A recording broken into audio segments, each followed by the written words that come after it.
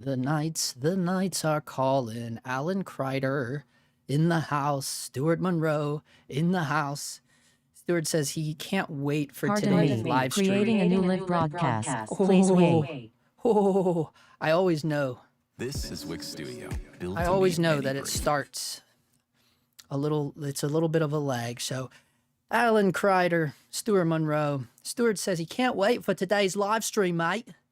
What'd you do, Stuart? You already ordered one of these finagling things? Did you already get you a Canon Cinema EOS C50? Did you already get one, dude? He already got one. Alan says Canon for wedding photographers. What are you saying? This is going to be like a hybrid camera? I was thinking about that. I was thinking about this today. Guys, let me know if the audio sounds like shit. Don't be afraid to tell me the audio sucks. But there was a thing that I was thinking about today where I was like, there's no such thing as the perfect hybrid camera. There is no such thing as that. They don't exist. Because even when you think there is such a thing, one side is going to take a hit. It's either going to be the video side or the still side. Which one is going to get that gut punch? Because one of them's going to get it. You know, it's like it all boils down to that old saying, you know, you got to get the right tool for the right job. So if you need both photo and video, then I guess you got to buy both a video camera and a photo camera, don't you? You're just going to have to. You're going to have to. I don't know of anything that exists as the perfect hybrid camera. And there's a lot of arguments for it. What up, Waxter? Unless it has open gate, I'm not interested. Man, everyone's obsessed with the open gate. Now, here's the thing. Someone brought up a good little rumor about this. Because I guess I was trying to find it, man. I was trying to find Canon's tweet or whatever. Didn't they tweet this out? I don't know. I was watching something. They're talking about a tweet. And I couldn't find the tweet. But I'm not on Twitter. or what is it called nowadays? X. Elon's toilet. What should we call it? Elon's soapbox. What should we call Twitter nowadays? Let's be real. But no, I don't have it. So I guess that's why. But I was hoping I could at least find a screen grab of it. But apparently, Canon put something out that said something like, seeing the world in a new way or some bullshit like that. I wish I could find it, man. It was something like that. And so anyways, the prediction was like, why would they say that unless they're literally making something that is completely, truly new? You know, because in this maybe, look, this person that I was listening to, they're very optimistic, right? They have a very optimistic personality. If you guys know anything about me, you know I'm not very optimistic. I'm the exact opposite, right?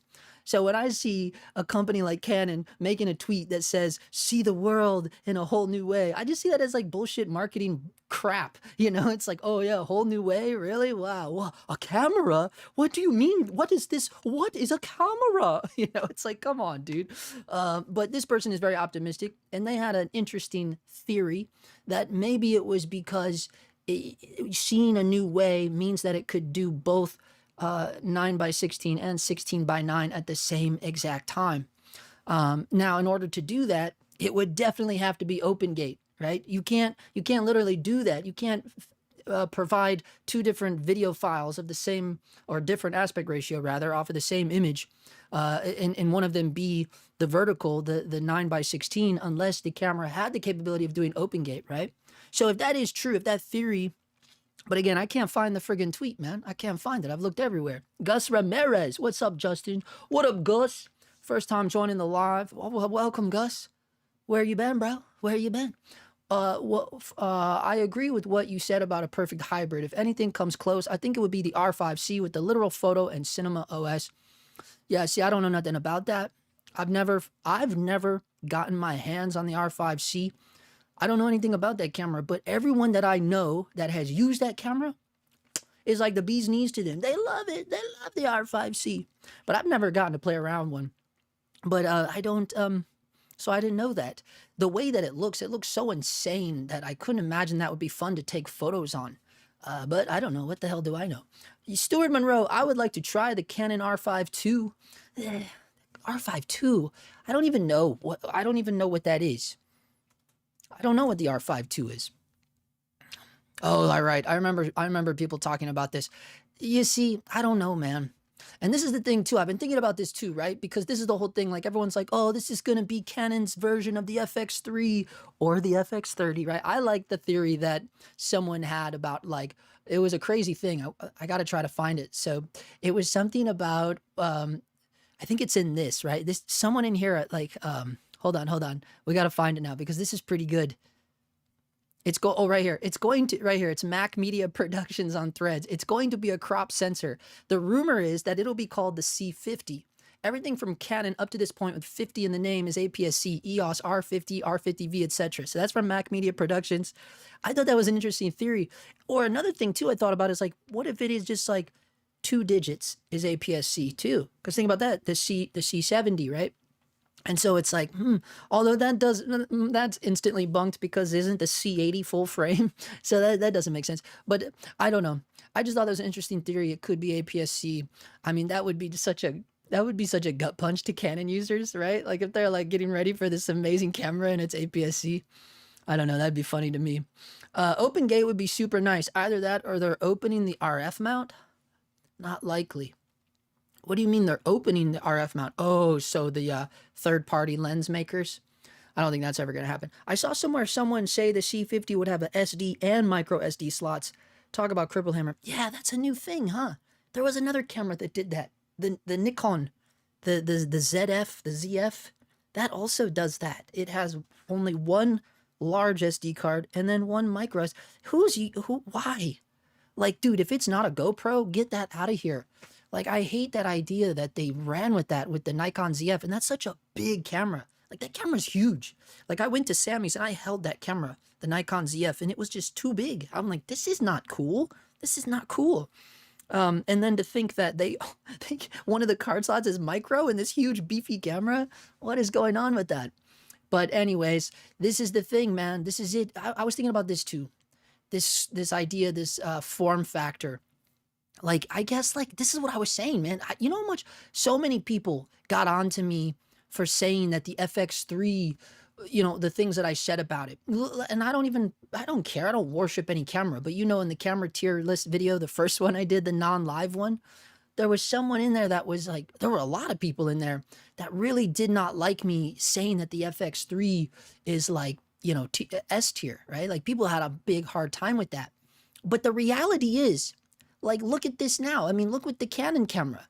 And look at all the people excited about this and hyped about this. It's like, dude, what do you think they got? Like, this is their version of that camera that you said doesn't belong in the S tier. What do you mean? Now they're making fucking their own version of it. You know what I'm saying? It's like, what are you talking about? Like, and so, but also, I still have a problem with this form factor. I still have a problem with it, you know? Like, I get it. It's better than a different other normal kind of mirrorless camera. We got a couple extra quarter 20s on all the sides. That's cool. But it's still like, nah, man, this still ain't it to me, right? This ain't it to me once you get your hands on something like the Sony FX6, right? I know, yeah, I know that sounds, I know what that sounds like, but it's so true, man. I was thinking about this, like nothing feels like how the FX6 feels. It just has the perfect form factor, right? So to me, like, this ain't it for me no more. This whole idea of this, of even the box style in general, even the Komodo, right? And then I thought about that. Like, that was the craze about the Pixis. It's the box form, man. Yeah, it's got to be a box. I'm like, nah, dude, that ain't it either. It's not. No, really, it's not. It's the FX6. It's the hold on. It's the FX6, bro. It's this. This is it right here. This is the perfect form factor. It just is. And I cannot get behind the idea of these little tiny, like, half box, half SLR cameras. Like, I can't get behind this form factor anymore. And I can't even get behind the box form factor either. That shit don't seem right to me no more. And I know, like, a lot of people don't care. Like, who cares how the camera is shaped? I care a lot, right? Like, I care what the camera feels like in my hands, right? And maybe it's just because, like, I'm always holding the camera, right? Like, somewhere, and maybe it's because I don't rely on gimbals. So I don't really use gimbals, right? So if you're not using gimbals, you're having to hold the camera a lot more than you normally would, right? So I think about that. And then you think about, well, that's what the C800 is for. That's what the C500 Mark II, the C300 Mark III. I've shot on those cameras. They can't shake a stick. At the FX6, it's not the same. The C300 Mark II, it feels kind of bulbous. It's like bulbous. It's like, this feels weird. Like it feels almost, it could be very close to be like a ball. The way it's weird. I don't know how to describe it. That's how it feels. I'm like, is this a ball or a camera? And the C500 Mark II is a little better than that, but it's still heavy. It's like a fucking suitcase, right? For some reason, the Sony cameras, they just have like this is it. So I don't even care about the FX3 form factor anymore. I'm thinking like, no, I don't think this is it, dude. Like if you just spend a little bit more money, you could have like, and then maybe the thing is like, we need the perfect hybrid camera. And I can't get over it. Like the fact, like, dude, there is no such thing. There is no such thing as the perfect hybrid camera. There's just not. There's not hybrid camera, meaning that it does amazing video and amazing photos. That doesn't exist anymore. That shit can't keep up with our technology nowadays. It just can't. So it's impossible to have the best hybrid camera. So you might as well say, fuck that idea. Let me get the best video camera and the best photo camera, right? You got to figure out like what that is. But we need to get away from this idea of building these cameras that are just like glorified photo cameras. What the fuck is going on here? You know what I mean? Like, let's get away from this. This is why I said this ain't it. And I had this revelation today. I'm like, this ain't it for me no more. I don't want any more cameras that just look like a photo camera on steroids. Get that out of here. If we're going to use it for video, if we're using it for video, right? And this is what I'm talking about. Get that out of here, dude. I don't want that form factor. Well, here's a square. Here's the Pixis. Here's the Komodo. No, I don't want that either, dude. I don't want that. That shit don't feel right to me no more. I don't know what it is. And I know this is going to sound crazy. And maybe you can call me a Sony shill, but you guys know I'm not. But there is something to that. There's something to the form factor that has allowed me to really sit here and go, I really think the FX6 is the last fucking camera that I will ever pay money for that is over $3,000. Because I just won't do it anymore. I just won't do it anymore. And I'll tell you why. Why this will be the last camera I buy that's over $3,000. I'll tell you why. Because it ain't fucking worth it, dude. Right? If I get 5 more years out of this thing, which I definitely will, you can easily get 5 more years out of an FX6. You definitely can. Right? And then by that time, fast forward to 25 years from now, at that point, I'll be like, dude, you want me to shoot something? Let's just rent something, dude. Let's get something cool, right? Because that's 5 years down the road. You'll have that much more pull 5 years from now. And you'll say, I don't know. Well, all I have is this old-ass FX6. They'll be like, oh, we can't use that. We can't shoot our movie on that old-ass FX6. And you go, well, dude, let's rent something cool then, right? So that's why I say this idea of, and I know you got to have the camera, but this ain't it. Like if I was just starting out, like this is how I think, right? Like I'm like, if I was just starting out, I wouldn't be buying this. I wouldn't be excited about this. Why? Because of form factor alone. This shit is dead to me, dude. This whole idea of this photo style camera is dead to me. And for some reason, the box is dead to me too. And when I'm talking about the box, I'm talking about the cameras that look like the Pixis and the Komodo and stuff. There's just, after using the FX6 for almost it's been a year now. It's been a year since I've been using the FX6. Because I've been thinking about all this shit today. I think like crazy shit, man. And I'm like, you know what? Like, why do I feel like I'm not excited anymore about like camera announcements? None of that shit gets me excited anymore. I'm not pumped up about it. And I just think about it. And I think it's because I'm comfortable with the camera I own. And I have been for the past year. And I think it's because, well, it could equate to a lot of things, right? It's good to not care about it anymore, right? It's good to get to a point where you go, I don't care about the tool anymore, really, right? But I also think it's because the reality is I don't long for anything that the FX6 doesn't offer me. It's already there, right? You can do 4K 120 full frame. It's in it. It's in it. You can run the audio directly into it, and it'll be really nice audio. It's in it. You can still somehow have access to raw metadata. Somehow the FX6 codec doesn't. You know what I'm saying? Don't even get me started about the ND. That's what I mean. So I just think about when I see these camera announcements and I think about, well, who's buying these things? Who's buying this shit? And I think, well, obviously Canon guys, right? But what about non-Canon guys? then they're targeting new filmmakers, right? Like new guys coming in, new women coming in. And it's like, okay, would I recommend this? Would I recommend FX3, FX30, C70, any of that shit? C80? No, I wouldn't. I couldn't recommend those cameras. I couldn't recommend those cameras knowing what I know about them, knowing how they feel when you're shooting on them for a fucking 12-hour day. You're like, nah, this ain't it, dude. This shit ain't it no more for me. Right? Because even if you go, I'm going to build it out, dude, I'm going to build it out. Look at all the quarter 20s. I'm going to build it out. You're going to build it out. Okay. It's just a pain in the ass, dude. To build this thing out, you're going to be tightening and you're going to have shit coming loose all the time. It's just a pain and it's never 100%. Trust me, you know how many cameras I've built out? How many crazy ergonomically fucking cameras that look nuts like Darth Vader sideways smushed helmets? I'm talking about the Pocket 4K, you know, like how many crazy cameras I've built out with cages and shit. It's not it, dude. It's not it, right? It's so much stress and like bullshit that you're dealing with. And then you're like, why do we keep buying this shit? Like, why don't we just wait? If we just were a little bit more patient and we took a little bit more time and worked a little differently and got a little bit more money up, I can have something that I can just chill with, dude. And you don't have to think or worry about all this bullshit anymore, you know? That's how I feel. And I think that's why for the past year that I've been using the FX6, I hate to keep calling the camera out, but that's the reality of it, right?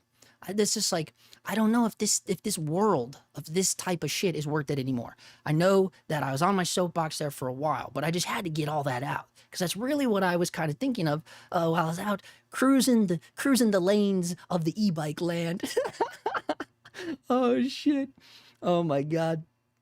Okay, I saw oh yeah. You're loving the accents today. Dude, what do you think? What up, Maxi Axum? What do you think about the camera being 6K instead of 8K? I don't care about the Ks, dude. You should know that by now. I don't care about the Ks. I don't care. Dude, I'm still shooting on a thing that limits out at 4K. Dude, I have yet to have a client that needs more than 4K. And I know I'm really trying to be cautious about that because I'm sure I have. Because there are some things that I've done where it needed to be a little bit higher res than 4K because of what we were doing, because they needed to go down from higher res because they wanted to deliver true 4K and they didn't want to up res in post. So I know we've needed cameras with 6K in the past, but I can't think of any job where I've needed something more than 6K. It's not about that. Usually if you're getting requests, it's not really about resolution unless it's like, dude, unless, you know, like it's gotta be 4K, right? Like I've never had anyone, but what I'm saying is like, if you have a certain specific request, spec wise, it's usually about shit like fucking frame rates and shit like that. You know, it's so I don't care about this argument of 6K versus 8K. Who is it? Are people caring about that? I don't understand why we're caring about that. This is the thing where I just, that's not my mindset. There's a rumor, James Cookson, there's a rumor going around that Nikon will be announcing a video-centric camera very soon, something like the Nikon ZR or ZS. I just hope it's away from this form factor, man. I just wish we could get away from this form factor. You know, the FX6 was not that expensive a camera. You know, you're talking about cameras that cost like $3,000-$4,000. What's an extra couple grand, $1,500 and you can have a camera that isn't like a bullshit photo camera on steroids. You know what I mean? Like, why do we keep, you know, I was hoping for a return of the DGO sensor with maybe some upgrades. The DGO from the C70 is so nice. I can't wait to see what they do. Some Canon rep said the C70 line of cameras isn't dead. Look, I'm with you. That DGO sensor, I'm with you. It was nice. And there is a cult following behind that DGO sensor. But you know what's weird about that, dude? Is like, I feel like that happens with every weird sensor. Look at stuff like old school, like the CCD sensors. Look at the Foveon sensors. Anytime someone does something new with the sensors, there's always like a cult following around that sensor. And that always makes me wonder, like, have I drank in the Kool-Aid on this DGO sensor? Or are the results valid and literal? Can you literally see the different results? I don't know. Like, that's what I mean. Like, is there too much noise in the kitchen, you know, to be like, yeah, the DGO sensor is legit. Like, it's legit different. Or is it like just listening to noise? You know what I mean? I don't know. But I do understand that a lot of people like that DGO sensor. Real quick, your screen share is frozen. Just a heads up, because I don't know if you frozen on purpose or trying to show us stuff. It is? Is it still frozen? Let me know if it's still frozen. Canon needs to go into larger format. Larger format. Like medium format. Yeah, that's a big train getting on medium format now too, Blas. You can rent an area and get the FX6 shape license. What? Do you need a hug, mate? Yeah, dude. Alberto Mendoza, seeing mirrorless camera super rigged out does look pretty goofy. I don't even really care how it looks, dude, but it does. I agree with that. But like, it's more about how it feels. Like I don't know, man. I can't hold it right. It don't feel right. That's a long rant. I know. I had to get it out though. That was wild. I apologize. Yo, Tim says the 6K, 8K, 12K is crazy because I'm still delivering to clients in HD, high-end clients, social media deliverables. Oh, 100%. That exactly. Social media is going to be HD for a while in terms of the phone, right? In terms of like Instagram, TikTok, that shit is going to be HD for a while. YouTube Shorts, all that shit. Has anyone mentioned if it has internal NDs? I think it is a total FX killer if it has them. Connor Pennell. Yeah, it doesn't look like it is. But I don't know. I mean, you do have a little bit of a gap right here. It doesn't look fat enough to me to be able to do that. But I don't know. My brain can't, I'm not an engineer. I was just thinking like, would that be an FX3 killer if it had internal NDs? I think at this point, all the people making the adapters have kind of solved that solution. Because I was thinking about that when I had the Komodo. Like, I was like, why don't I like the box cameras anymore? And then I was thinking, like, is it like the internal ND situation? And I was like, no, it ain't really that it. Because I solved that with the adapters. You can get adapters with the ND on it. It's pretty much the same when you think about it. What's the difference between an adapter or the camera? It's still behind the lens, So it's like, I don't know. That doesn't really, to me, seem like a big deal breaker anymore. Don't get me wrong. I understand it. But I was also thinking about it like this because, like, I think about when I used the C300 Mark III or the C70 or the C500 Mark II, they all had internal ND, but it was like the old school kind that just like drops down. And that's what's again, here we go. But that's one of another really amazing, nice things about the Sony FX6, like the way they have that variable ND. And then I was thinking about it though, it's like, isn't that kind of the same as a variable ND that's on an adapter? And it is, but the quality of that ND, I don't think is as good as what's in the FX6 because I haven't noticed any crazy color shifts or things like that, right? So you will always deal with that. I guess another downside of having the ND in the adapter is like, well, now you got to deal with extra reflections because it is outside of the body. It's not inside the nice tight black seal. And I don't know. I don't know. Either way, like as you can tell, like I don't know if having internal NDs is a big enough argument nowadays with the adapters. I feel like it's pretty similar either way.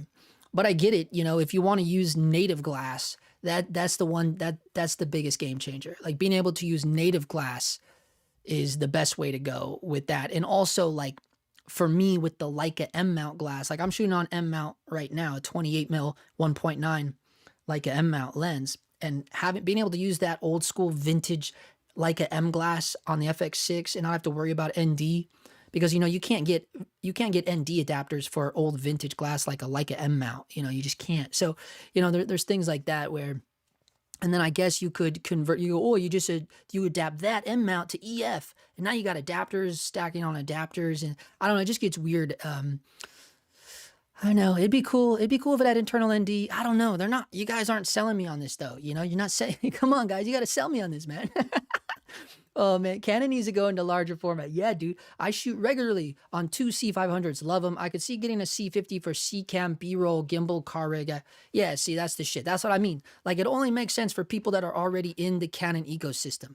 If you're already in that ecosystem, 100%, that makes total sense.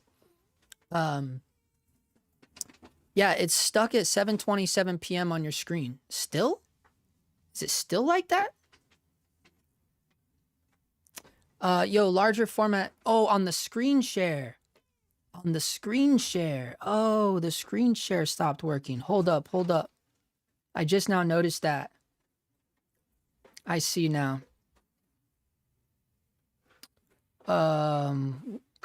Window capture, display capture, retina display.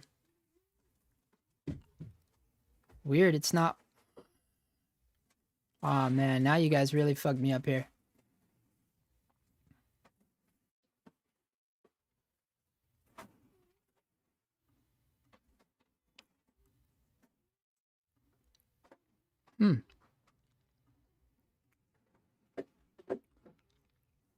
We lost it, didn't we? We lost the screen share.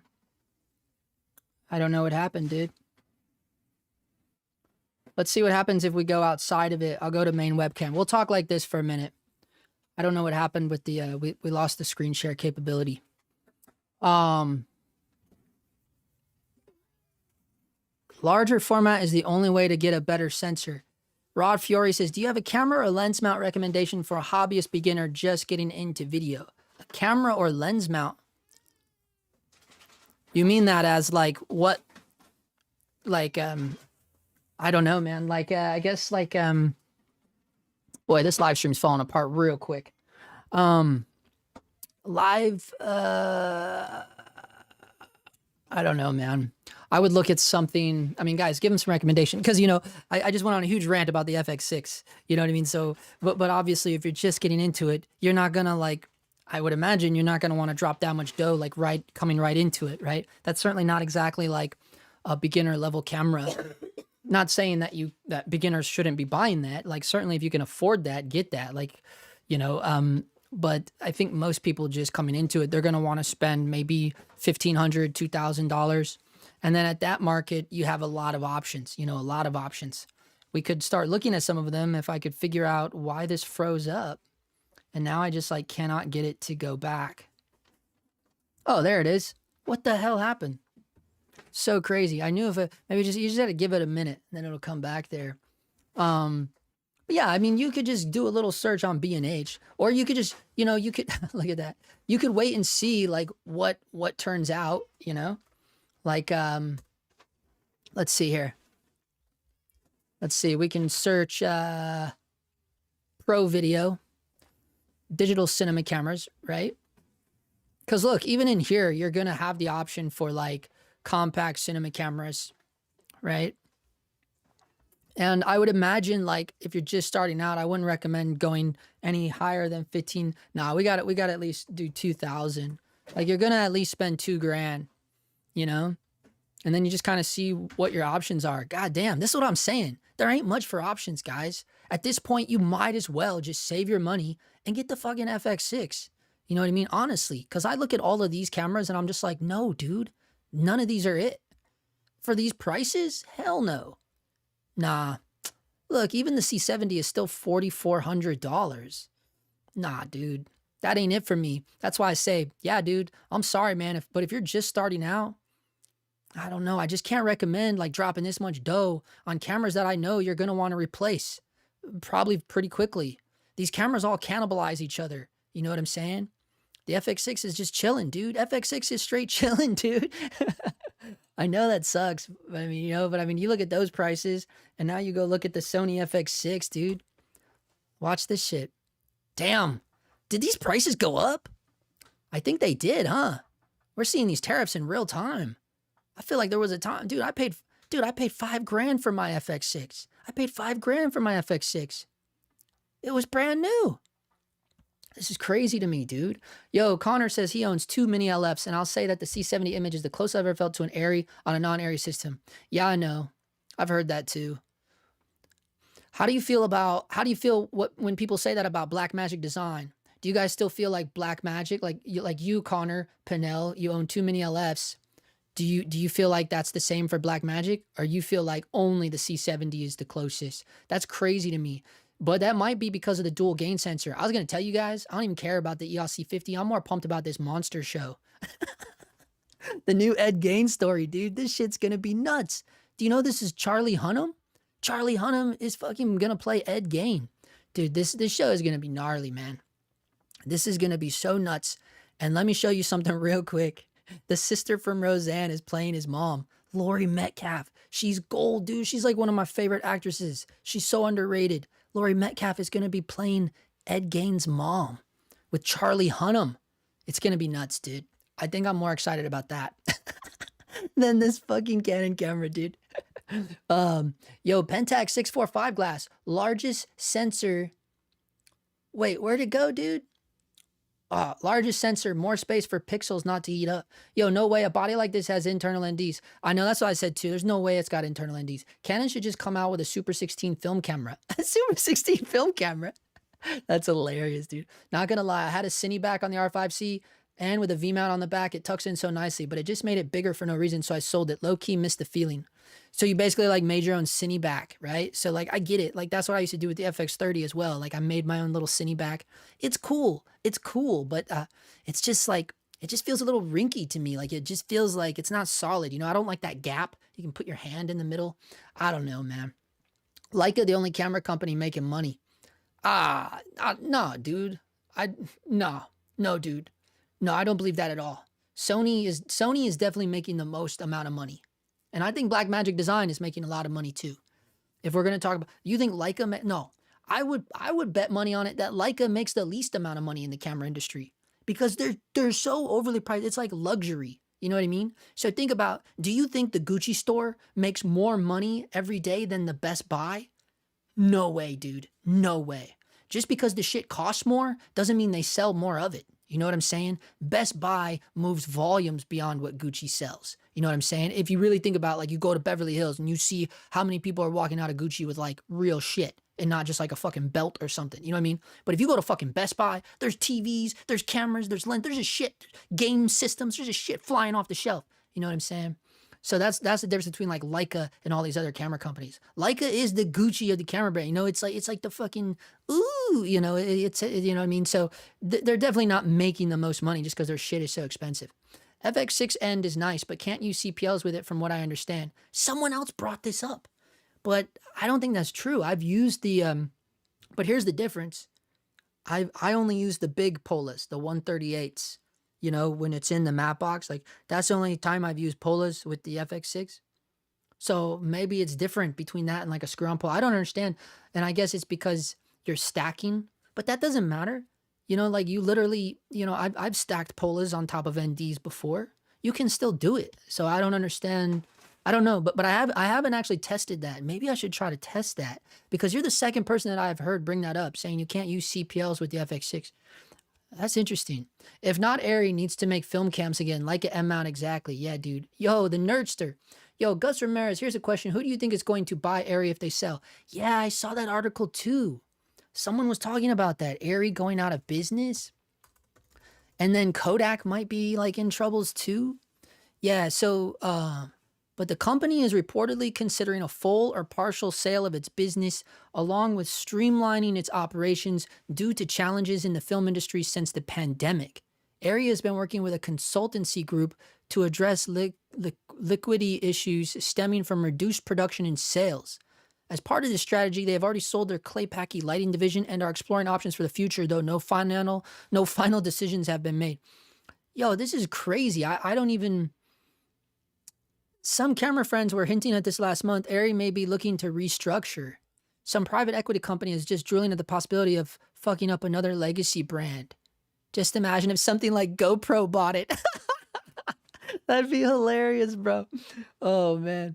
Yo, what does this say, dude? Here's a question, though.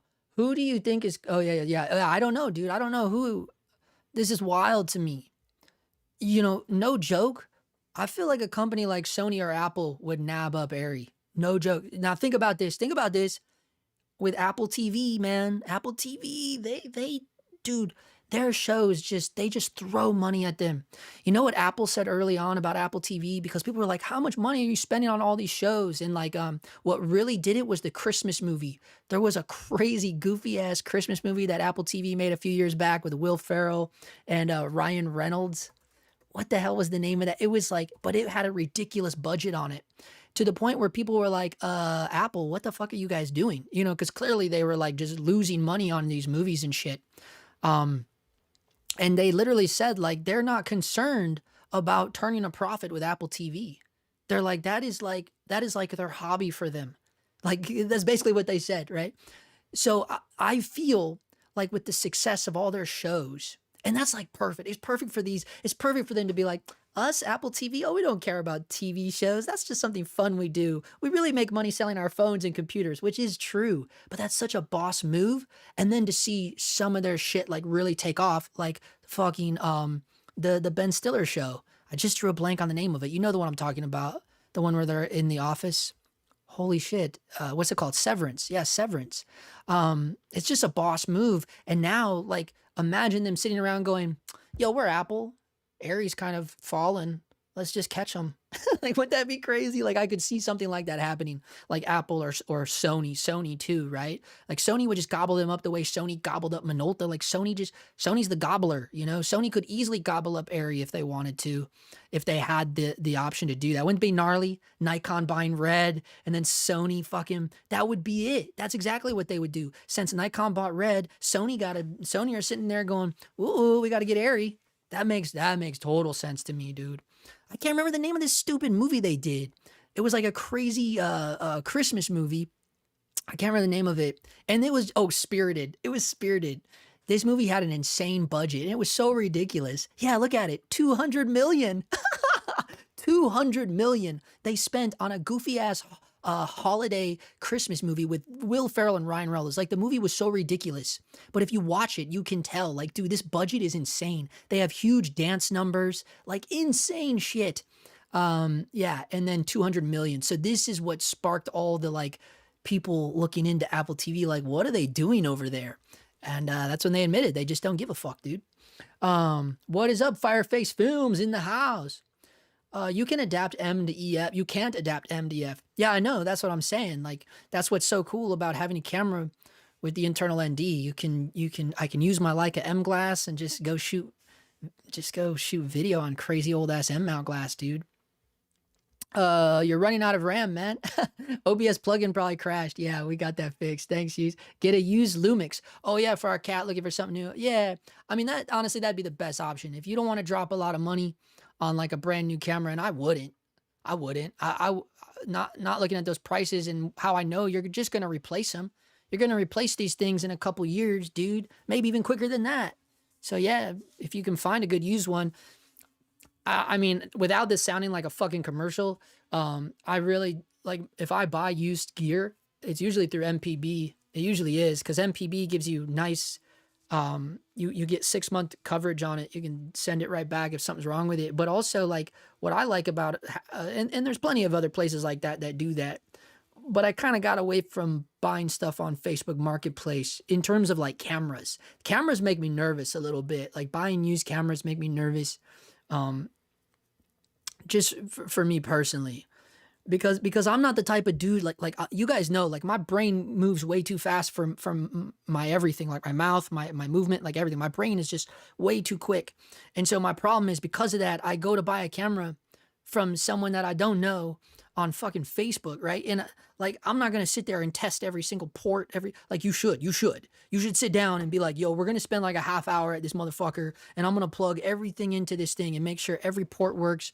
I'm going to, you know, take sample shots with the camera, and I'm going to load it up in Lightroom, like, spend some time with it. But I don't do that. Right. And because I don't do that, it's like, I don't really trust that market anymore for buying used cameras. I'd rather get it from like a company that, if 6 months, within 6 months, you would know within 6 months if something's wrong with it, and you could have peace of mind. And eBay, I think crazy shit's been going on in the eBay land too. So that is a bummer, man. Like right now, especially, like, we're in the current economy right now where shit's just a little too crazy, and people are really taking advantage of other people right now. I mean, that's just the reality of it. So that's just a more reason where I just steer like big purchases, like a camera. I'm like, I don't know if I want to buy a camera on Facebook anymore, dude. But I mean, there's definitely safe places you can go to find good, cheap used gear. Yo, JP got exposed again for not understanding tech. It's true, dude. It's so true. I don't do it, dude. That's like, there was someone trying to get me to edit their thing the other day. I'm like, dude, I have a hard enough time doing my own edits. Like, dude, no joke. Like, editing my YouTube videos is so difficult and so time consuming, and it's just I have a hard time with anything that involves the computers. I don't like to do it. But the live, I think that's another reason why I like these live streams so much, because then it's just like, oh, it's already out. I don't have to touch it, you know, unless I got to go back and delete people's names out of stuff. Oh shit, dude. Lumix S5 is cheap these days. Probably. I don't know. What are they going for? Hold up. We got a Lumix S5. People are into Lumixes, huh? And I guess Lumix has this new one out too. The 2. There's so many of them. Look at this one's only $1,500. Let's see the specs on this one. Yeah, you could get one of these. This is full frame, right? 4K 60. Okay, 10-bit. Okay, that's cool, man. That's cool. It's got Vlog. It's got dual native ISO. It's got a dude, for a camera body that size, I would want a better EVF. This EVF is kind of crap, dude. That's the same kind of EVF that's in my little A7C2. That's not a great EVF, but I guess if it's OLED, I get. But again, I mean, it's only it's $1,500. You know, this is my problem. I start getting too like critical too quick. You know, you gotta remember like this. Look at the price, dude. So I mean, yeah, okay, you're gonna take the knee on the EVF, but at least you have one. You know. But again, it's just like I look at this and I just go, oh God. You want to know why I think I have so much like disdain towards these like mirrorless camera bodies nowadays? Because I think it brings back too many bad memories, you know? Like anytime I look at a camera like that, I'm like, oh good, I don't want to touch it. I don't want to touch it. Get it out of here. Get it out of here. Don't bring it over here. Too many bad memories from cameras that look like that. You know, I'm just thinking about like just holding it. Like anytime I think about the Blackmagic Pocket 4K, I just remember just holding that and just being like, oh God, dude, the screen was so insane, and it was like holding a phone that had a thing built around it. It was just like, oh, I don't know, man. I think that's my biggest, you know, yeah. I'm clearly hung up on it. You know, it's like, dude, I can't get over this, like the horrendousness of these body shapes. I just don't want it anymore. Just don't want to deal with it anymore. Well, I'm way, dude, I'm so far behind, dude. How did this happen? This shit got crazy. Lumix S5, Panasonic, yeah, dude, they're all talking about it. Yo, whoever mentioned the Nikon before, think that's getting released on Wednesday. Nikon ZF, ZF's already out, bro. Supposed to be the first cam with red tech, whatever that means, R3D files. That's gonna be nuts. Everybody's gonna be losing their mind about that. Look, I'm not even a red guy anymore, and I just got a little bit excited. I got a little excited about it. Down low, way down low. I was like, ooh, what's that? You know, like, you know, like, you know what I'm talking about. Like, you still get a little excited about it. You're like, wait, what? Oh, I forgot that was the thing. As much as I troll them and talk shit about them, you see what I mean? I'm so like disconnected from like the YouTube persona that I do, you know, and then my real life, like I just, I'm like walking around the neighborhood, like smelling the flowers. Meanwhile, online, he's like fucking talking shit about everything and everyone. And then you like cut to my real life and I'm just like whistling Dixie, like, eating popcorn, just fucking in my own world. I use Lumix S5 and some cheap Russian lenses. Dude, you are obsessed. Dude, people are Stuart Monroe is obsessed with the Russian lenses. Stay away, dude. There's another thing.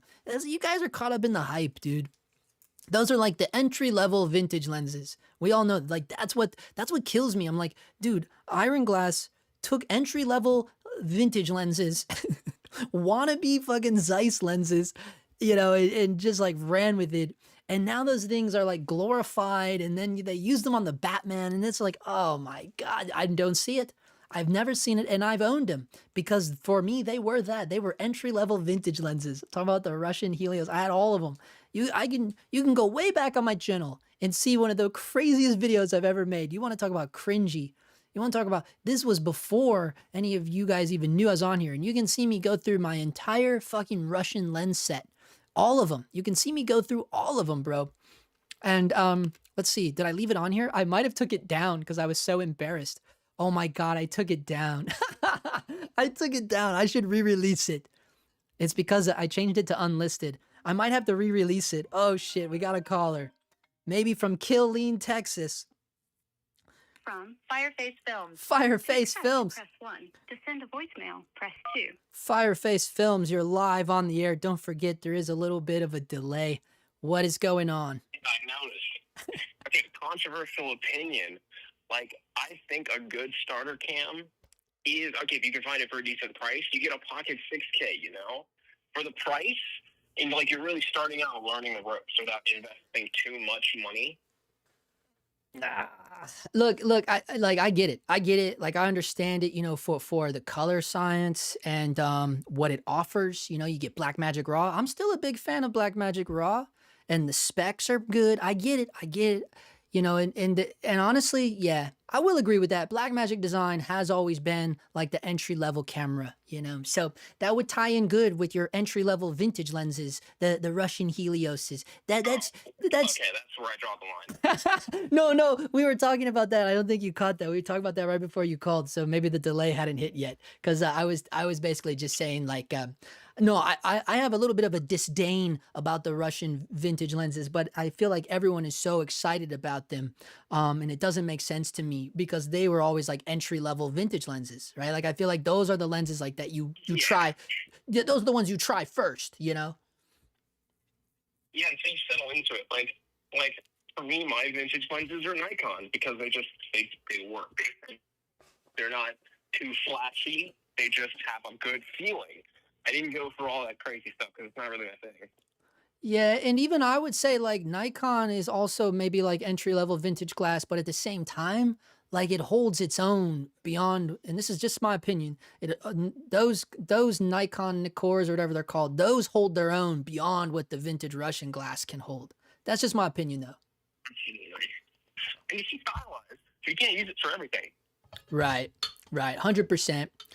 That's true, man. Okay, man. So, all right. Last thoughts, final thoughts. What about this this Canon thing? This 50C. What are your predictions on this? Okay, based on what everybody's saying, we're supposed to be like a FX3 competitor, and it's going to have open gate and triple base ISO. I think that's like honestly my key thought is what is the price, especially in light of all the tariffs.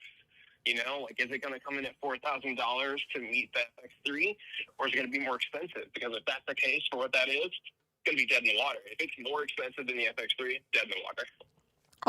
Unless it does have this weird capability of recording both vertical and horizontal at the same time, which is a theory, a rumor, and also if it can do that, then obviously it would have to be full frame open gate, right? So like that may be enough to squeeze people away, but yeah, I hear you, It's man. not. Yeah, Canon is not there.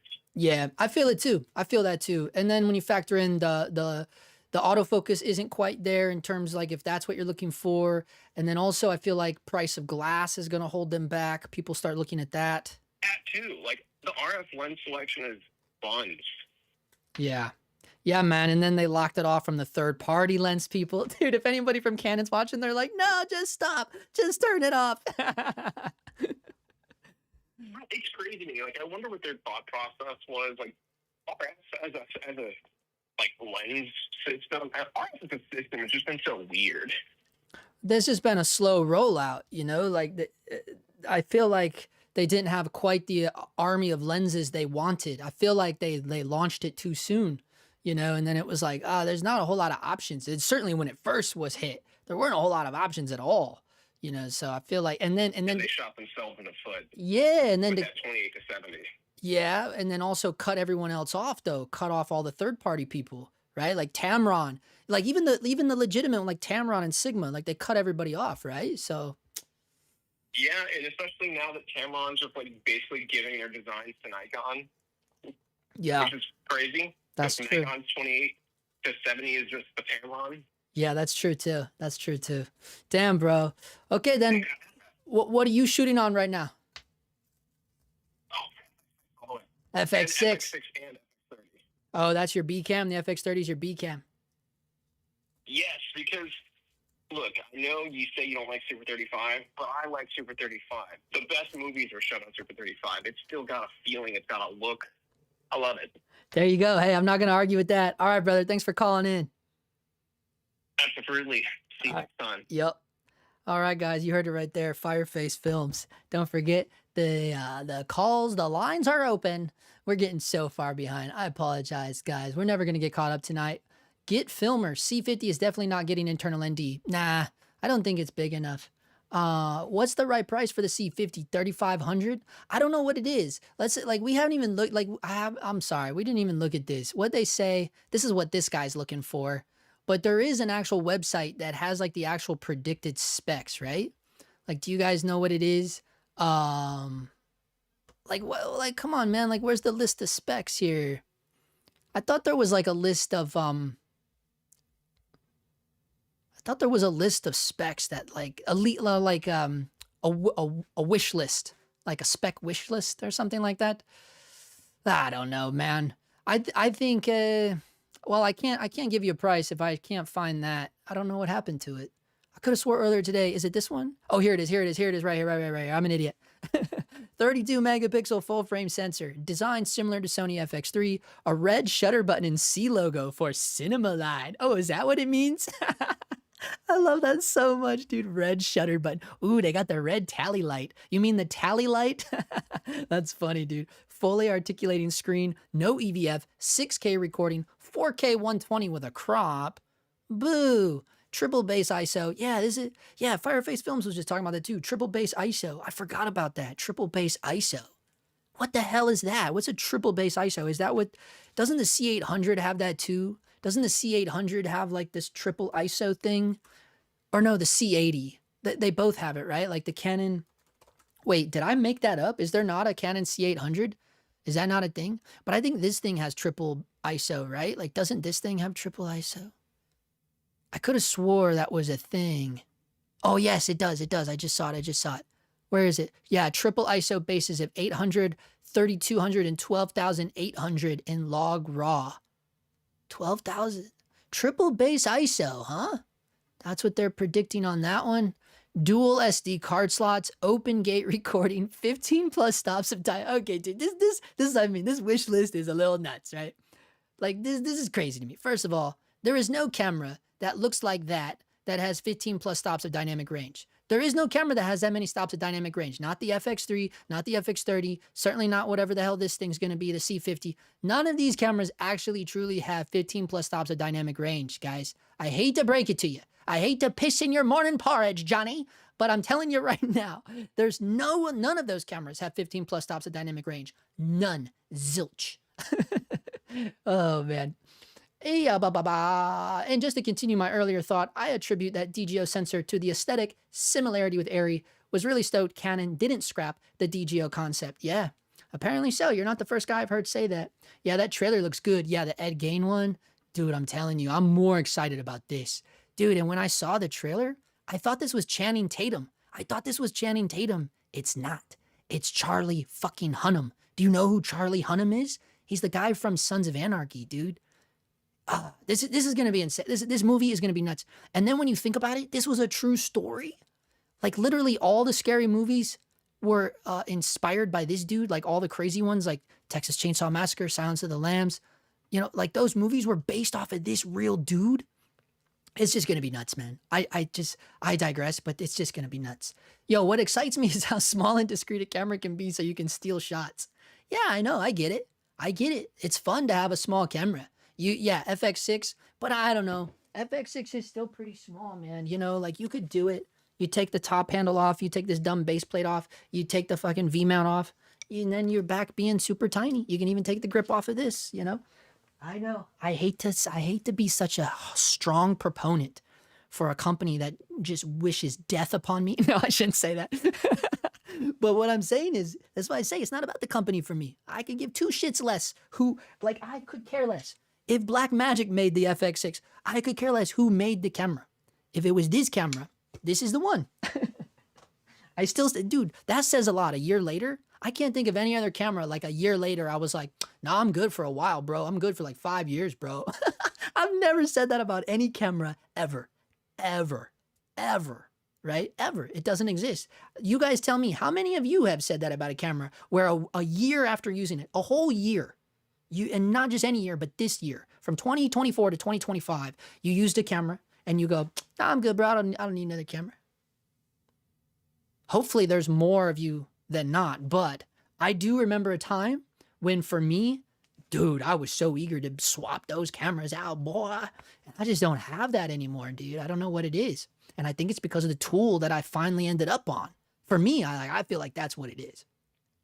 I honestly think they've been mixing specs between all the cameras coming soon, mixing them between the R6 III, R7 II, C50, and rumors say there's possibly a whole other cinema camera coming too.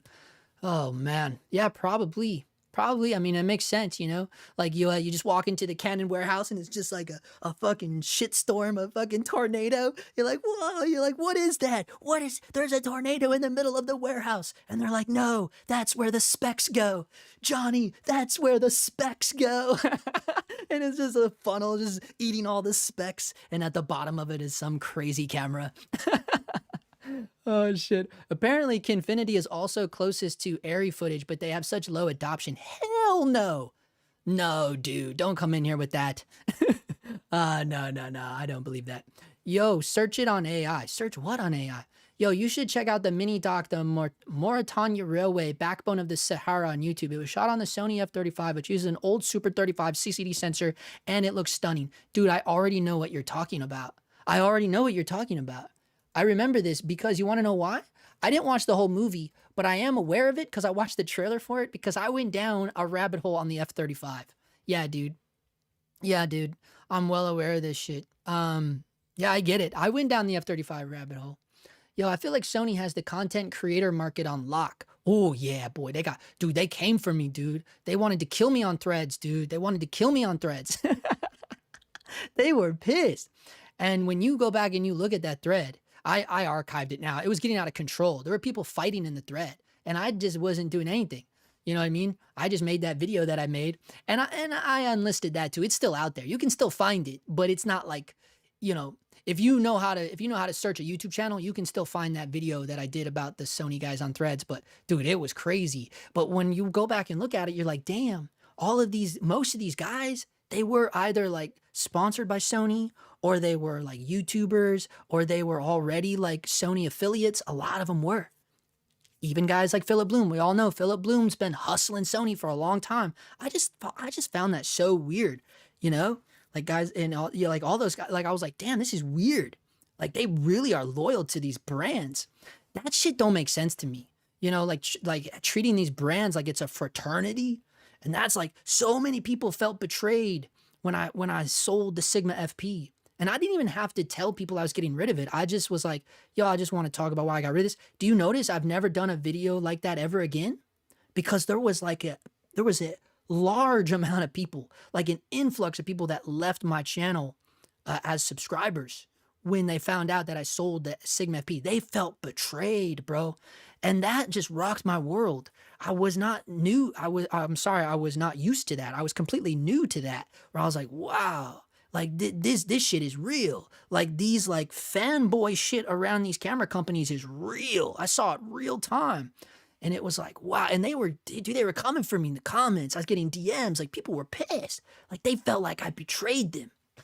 It was wild to me. And I was like, just because I got a different camera, like it wasn't suiting my needs.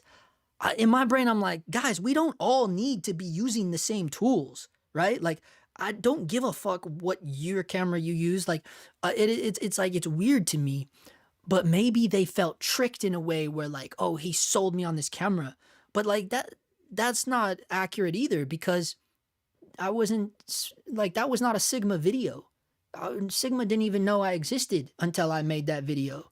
Right. So like, it's like, you know, like, and it just made me like step back a little bit and you'll notice since all that went down, that's when I started like trolling the companies a little bit. Cause I'm like, oh, I think people need to know that I don't actually give a fuck about this. You know what I mean? Like, hold on. You know, but then when I started the trolling, then that caused another influx. Cause people were like, oh, what the fuck is this? You know, like, you know, and why it was because when it got around to talking shit about the camera that they're in love with or the company that they're in love with, then they would walk and leave. And it's like, it's just funny to me. It's like, damn, none of these mofos have a sense of humor. Like a lot of them don't really have a sense of humor when it comes to the camera they own and use. Like that shit's like their religion. And I was like, damn, this shit is crazy to me. It's just wild to me. It's just really wild to me. So I don't really share when I get rid of cameras anymore. I don't talk about that shit anymore. You know, some people still think I use the Komodo, right? If they just, you know, they don't keep up with the videos enough. Oh man, Black Magic looks really nice, but okay, so this is Connor talking about when I asked him about Black Magic looking like Airy. He said Black Magic looks really nice, but it doesn't have that DGO, so I don't think they deliver that 3D depth how Airy or Canon does. Interesting. Yo, and DJI with the Osmo. Yeah, dude, I got one right over here, dude. Everybody has these. Dude, I should have made a video about this way long time ago. I was like one of the first people to get it when my wife got it. And then we just been using it for whatever. It's her little camera because it's so simple to use. But now it just blew up. It's crazy. That also went way up in price. Yo, Connor says he loves his BIMC 4K. Full disclosure, I've had it for 7 years. That's my old faithful. Dude, people love, hey, dude, ain't nothing wrong with that. The form factor and the micro four thirds, I couldn't deal with it. Blackmagic is good on a budget, but their cameras have no resale value. They just sit on the used market. 100%. There's Pixuses out there. I see people dropping Pixuses here in LA on Facebook Market. They're already dropping. If you're going to hang on to BM cameras, then sure, but used market, nah.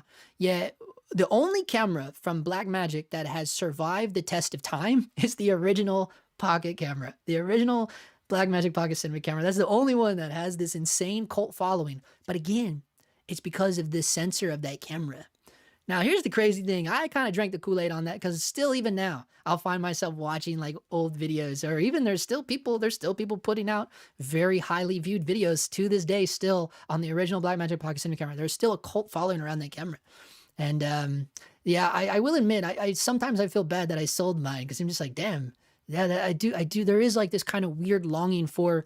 But again, I think it's just fucking foo-foo in my brain, man. I think it's just Kool-Aid bullshit, dude. You know what I mean? I just got done saying these things are like religions, you know? So they can operate the same way as like a culty thing, you know? It's the reality of it. I agree DJI will buy it. No, oh, that's what you're saying? DJI will buy Airy? Nah, they can't afford it. DJI is already in big trouble. DJI are done. DJI are done, dude. Just like they bought Hasselblad. Yeah. But Hasselblad is way cheaper. And also, that's when DJI was in their prime. DJI was in their prime when they bought Hasselblad. Those days are done. They're outnumbered, dude. No, they can't afford Airy. It would be Sony, I think. Sony or Apple. Yo, I agree. Apple has the deepest pockets, too. Some people think either Canon or Apple. Imagine Airy colors or even sensors in iPhones. LOL. No, Airy colors. That'd be hilarious. Canon is an interesting one. I never thought of that, but I think Sony would do it before Canon, but maybe not. Maybe I'm wrong about that. Leica is a small company, but they make money on luxury, which is more economy proof. Yeah, but I still feel like daily numbers. I feel like Leica is not making daily numbers that Sony is making. Low key, Panasonic could buy Airy. You think Panasonic could buy Airy? You know what's funny about that? Panasonic is also the one that was getting the Airy log. Or wasn't it? Isn't that right? It was Panasonic, right? There was a camera that was getting Airy log. What mirrorless camera gets Airy log? I could have swore it was a Lumix camera. It is. Yeah, it's the Lumix camera. So they've already partnered with Airy. Holy shit, I forgot about that. That might be a thing. Panasonic, Lumix, Airy. That's insane when you think about that. I couldn't imagine that. That's crazy. But yeah, I could see that. They've already partnered up. That could be a thing. Apple actually makes a lot of sense acquiring Airy. I could hop on that bandwagon. Panasonic too small. That movie sucked. It was anamorphic. Wait. What movie? What movie sucked? You talking about Spirited? Yeah, I mean, it was a huge flop. That's why people were like, what the hell's going on? How did you spend $200 million on a total like flop movie, dude? On a holiday movie? Like, that's insane. Apple can really afford to bleed out competition, which makes them a unique competitor since they have all these other income streams. They got solid staying power. Did you miss everything? What up, Trevor? No, dude, we're super far behind. Facebook Market is fine for no tax stuff. Yeah, for stuff under a couple, like under $1,000 for sure. But I wouldn't try to buy like a $3,000 camera on Facebook. That'd be a little weird. If you're getting paying gigs, we're at the point where renting cameras makes more sense than buying. Charge it back to the gig, 100%. And that's what I mean by saying like the FX6 will last me through the next 5 years. And by that point, I'll be 5 years further along in my life, career, everything. And yeah, 100%. Dude, honestly, if I wanted to now, we could be operating like that. And a lot of times, honestly, we do. Like 50% of the time, we do get something else. But not so much in the past year that I've had the FX6. So we've really just been leaning on the FX6. And a lot of times with the Komodo, it was things like limitations of frame rate, limitations of, certain things like for, you know, available light shooting, smaller sensor, yada, yada. There's, you know, there's plenty of limitations where we couldn't use the Komodo on jobs, right? Towards the end. I got lucky and got my FX6 on Facebook Marketplace for a dumb price. I thought I was getting scammed, but it was legit. Yeah, dude. Yeah. Sometimes, I mean, hey, if you do your due diligence and like I was saying, if you really triple check it and you check everything, you'll be okay. You'll be okay. Damn, man, I got so far behind. This sucks. I hate it when this happens, and I hate that like I have to rewind every time. Yeah, I'm too far behind. Give me 2 seconds here, guys. I'm going to try to jump through this real quick. eBay has a refurbished program that gives a warranty now. Ooh, you know what I saw? I heard recently too, people were saying that eBay is kind of like, now they really favor the buyer almost too much. I think our buddy Jeff Fagan did a video on this. What is it? Reach Films or whatever. You guys remember Jeff? He was talking about that where, you know, he got kind of scammed over by like a scam buyer because eBay kind of favors the buyers really hardcore nowadays. That happened to me. I actually got banned from eBay because of a backpack. Because of a backpack I was selling on eBay. I got banned from eBay, dude. Because I wouldn't give the guy a refund. I should have, dude, when you look at it, like I did not think I would be banned for life for a backpack. Like literally like a $40 backpack. And I'm still banned. Like even when I like try to like put in a different like I'll create a whole new Gmail. I'd be like, okay, it's been long enough now. Because this was years ago. This had to have been like 2015. I think it was in 2015 when this is 10 years ago. And I still can't sell anything on eBay. Like, dude, I should have just gave the guy back his $40. So not worth it, dude. Oh, man. When new cameras come out, it's the best time to buy for the low. Some folks don't mind losing a bit of bread to hop onto the next thing, which makes it better for the rest of us. Yeah, I know, because you see it here in LA all the time. That's how I know, because of like all of like the connected people here in LA and all the content creators, influencers, whatever you want to call them, all the people here in LA. That's how I know when something's about to drop. Because I check Facebook Marketplace like every day. Like I'm on Facebook Marketplace like how much like other people are on TikTok or something. Like I love just like scrolling Facebook Marketplace. It's a virtual flea market. It's perfect for a fucking redneck like me, dude. So I'm like, dude, so I'm always on Facebook Marketplace. And as soon as I see like big cameras dropping, I'm like, oh, and they all drop like within a couple days of each other. I'm like, dude, something's about to drop. Like something's coming out. I've just noticed that in the past. It's just funny, but 100%. I used to be like that too. Like talking about the Pocket 4K. Like when that was coming out, I'm like, boom, okay, I gotta get it. You know, and then you start selling other stuff. Cause I'm that type of dude. Like very rarely have I ever, I think it was only the Komodo. The Komodo was the only camera where I didn't sell anything to acquire it. Cause I was just so devoted and ready to get that camera. But for all other cameras, like, I'm like, no, like it needs to be replaced, right? Like that's how my thinking, I was always like, it needs to be replaced. So that's how I would get the funds to get the next camera. Even with my FX6, like I sold three things in one day, and I sold it all in one day. It was crazy. I was running all over. I sold my camera cart. I sold my M6. Oof. I sold my Leica M6, my camera cart, and the FX30 all within 24 hours. And then turned around and came home with the FX6. Dude, I was like a drug addict that day. It was crazy, dude. And what I mean by that is like, you know, like when you're on drugs, you're like running all over town, like from this spot to this spot. Like, I don't know. It's like, I don't know. Have you ever seen the movie Spun? There's a whole bit where he's like driving back and forth the same spot all day long. Oh man. That's what I felt like selling all that selling all that shit on Facebook Marketplace. The S1H was the only camera I bought new. All my cameras are bought used, either eBay, Adorama, KEH, Adorama. Those are another good solid places. You can find C70s for about $3K and R5Cs for $2,500. I think yeah. Yeah, I mean, that is a little bit. Like last year, the C70s were still going for $4K on the used market. S1 Mark II is the new one. Yeah, we were looking at that. Where'd that go? The Lumix S1. Everyone's going crazy about these cameras. The Lumix S1 II is the new one. Everyone's going crazy about these. 3200 though. God dang, dude. 5K 60 open gate is the main thing behind the hype. Also, S5 is still used approximately $700. I got my C70 with a cage and other accessories for 3K. End of last year after the C80 dropped.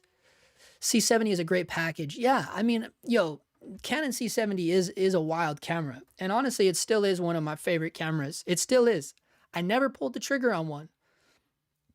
But honestly, I used it a couple times on a couple different shoots. I like it. The form factor is a little weird to me.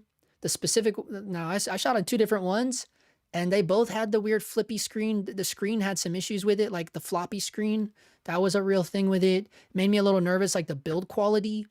The form factor wasn't crazy, but it also wasn't as nuts as like a Pocket 4K. So it didn't bother me that bad, but it's still just like, just look at this. Like, it looks nuts, bro. It's just like, this is essentially their version of a box camera, you know, but we have a lot more IO, which is really nice. But I get it, man. It's that DGO, man. A lot of people are into that shit, dude. Going to see if I could cop a C70 this time around, depending on how good the new drops are. You're gonna get one? You're gonna get a C70? Man, we should see if they are dropping anywhere. Like, let's see, what are they currently going for on eBay? A Canon C70 on eBay. What? Oh, that's the R5C. I was like, no, that's the R5C. C70. What? 2450. 2450. But see, I feel like it's a gamble buying off of eBay. You know what someone told me? Look, this is already a red flag. He doesn't have any previous sales. This is a scam. You know, it's 0 in parentheses. That's a brand new account. You know what I'm saying? So that's one thing you got to look at. And then also like, another thing is, look, like he just joined this month. Yeah, scammer dude. But there's another, even if you don't go by that, cause that's pretty easy to spot that he's made 0 sales, right? But let's say you weren't doing that. Like, look, we'll do this one. This one's 2,800. Look, they've only done 8 sales, but look, they already have 100% positive rating. So someone was telling me that. They're like, dude, never buy off eBay if it has less than a 98% rating. They're like, anything less than 98%, don't buy from them. I was like, damn, that's solid advice, dude. That's solid. But this isn't bad. 2,800 each. He's got 3 available. Wow. Looks a little, but see, the real thing I look for though is the hours. Like, I want a screenshot of the hours on this camera, bro. Like, that's the main thing for me. If I'm going to buy a used online, you're like, oof, you got to tell me what the hours are on this thing, dude. You got to. And then you know what you do? You take that hour count and you fucking divide that by 12, right? Isn't that how it works? Hold on. I had a science to this, but here we go. Anytime that math gets involved, dude, you already know, dude, it's going to suck. It's going to suck, bro. Okay. So like, let's say for instance, like, let's just say this camera had 800 hours on it, right? You're like, damn, 800 hours. I already fucked it up. I already hit the wrong button. 800. And then you say, okay, divide that by 12. And right there, that shows you that that camera theoretically worked 67 days. You're like, 67 days on set. Well, 67, you know, if you want to, see like 365 days a year, what do we say? 67. That's a lot of the year it worked. That camera worked a lot. You know what I mean? But again, that's like, well, that's only 1 year. You got to think like this camera came out, in like 2020? So now it's 67. So now you go, sorry, I lost my calculator. Now you go 365 times basically 5 years. It's a 5-year-old camera, right? That many hours, or whatever. And then you minus that by, what do we say? 67. So you're like, wait, am I doing this right? Yeah. So look, that's what you still have left over. So then when you see that, you're like, yeah, that didn't really work that much for how old that camera is. You know what I'm saying? But again, like I just pulled a number out of my butt. You know what I mean? Like we don't know what the actual hours are on this thing. You know what I'm saying? Walk in on a C50 release to hopefully drop prices and grab a used C70. Not liking the R5C enough to go the route. After all, the firmware updates C70 indeed a great value. What are the firmware updates on the C70? What are you talking about? C70 firmware updates. What are those? Look, they're telling me how to do it. What are the new firmware updates? Let's see, this you're talking about? Decline, always decline, dude. Let's see. The latest firmware updates for the RF mount cinema EOS camera gives filmmakers even more flexibility with the addition of a range of features, including eye detection and tracking, plus multicam setup support. What? So it's for autofocus? You think the autofocus is going to be a lot better now? Is that what people are talking about? Yeah, maybe. It still ain't no Sony, bro. You know what I mean? Honestly, I mean, I've shot with those C70s with autofocus. It's not that impressive to me, dude. It really wasn't. Not the same, not the way that like the Sonys impress me. I mean, honestly, sometimes they impress me. And then you know what's weird though? Sometimes too, they fucking piss me off because I'm like, why the fuck isn't it working right now? Like sometimes, yeah, it still boils down to the lighting conditions. You know what I'm saying? Like people always say like, oh, that only matters for contrast detect. It's like, nah, it still matters, bro. Because even in some low light situations, you can get boned on that Sony autofocus. It still happens, you know? But also it really comes down to the way that you map it. I think they fucked that up for people, you know, because you can go in with a Sony camera. I don't know if you can do this with a Canon camera, but on the Sony cameras, I'm sure you can. But opening this option, I think, was worse for users, right? And what I'm talking about is you can go in there and you can change the quickness of the focus shift. And also you can change, that's what it is, right? The speed of how quickly it transitions focus. You can change that to slow or fast. And then there's another one you can change too, but I forget what it is now. But there's two different options. But either way, like now you got to figure that out. And you're like, that can fuck you in different lighting situations, right? Like I feel like we shouldn't, I don't know, maybe just me. Maybe for me and the type of stuff that I shoot, that particular AI is not quite where it needs to be, or rather it's the AI giving the human too much control on something that they don't know how to really control, or they don't have the ability to control it. Because what I'm talking about is like, so for instance, if you set your autofocus transition to be like a little slower to make it feel more natural, right? Like you have an actual focus puller or whatever, you know what I mean? Because that's the whole point behind it, right? You want it to feel a little bit natural if it's like jumps too quick.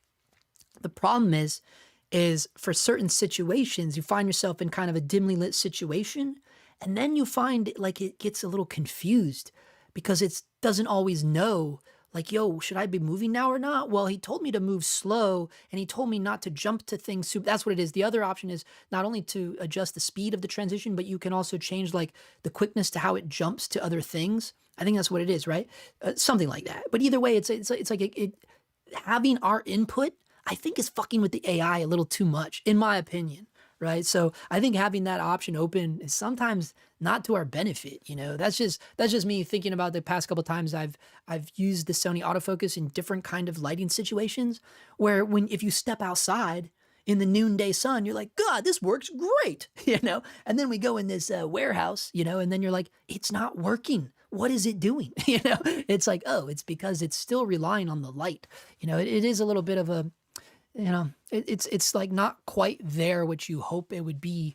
But I still think that Sony is, in my experience, even when it is a well-lit or a controlled lighting situation, because the both times I used the C70, I was on a set where they had like a lighting guy. I was literally there just as an operator the two times I've used the C70. So it was a well-lit situation. And even then I was like, this autofocus is a little weird, because there was only on one of them we were using autofocus. It was what they wanted to do, right? I was just the operator. It was their world. I was just living in it. Don't be mad at me, right? So, but I was like, it just didn't feel quite there to me compared to a Sony, when the Sony is in a controlled lit situation, you know?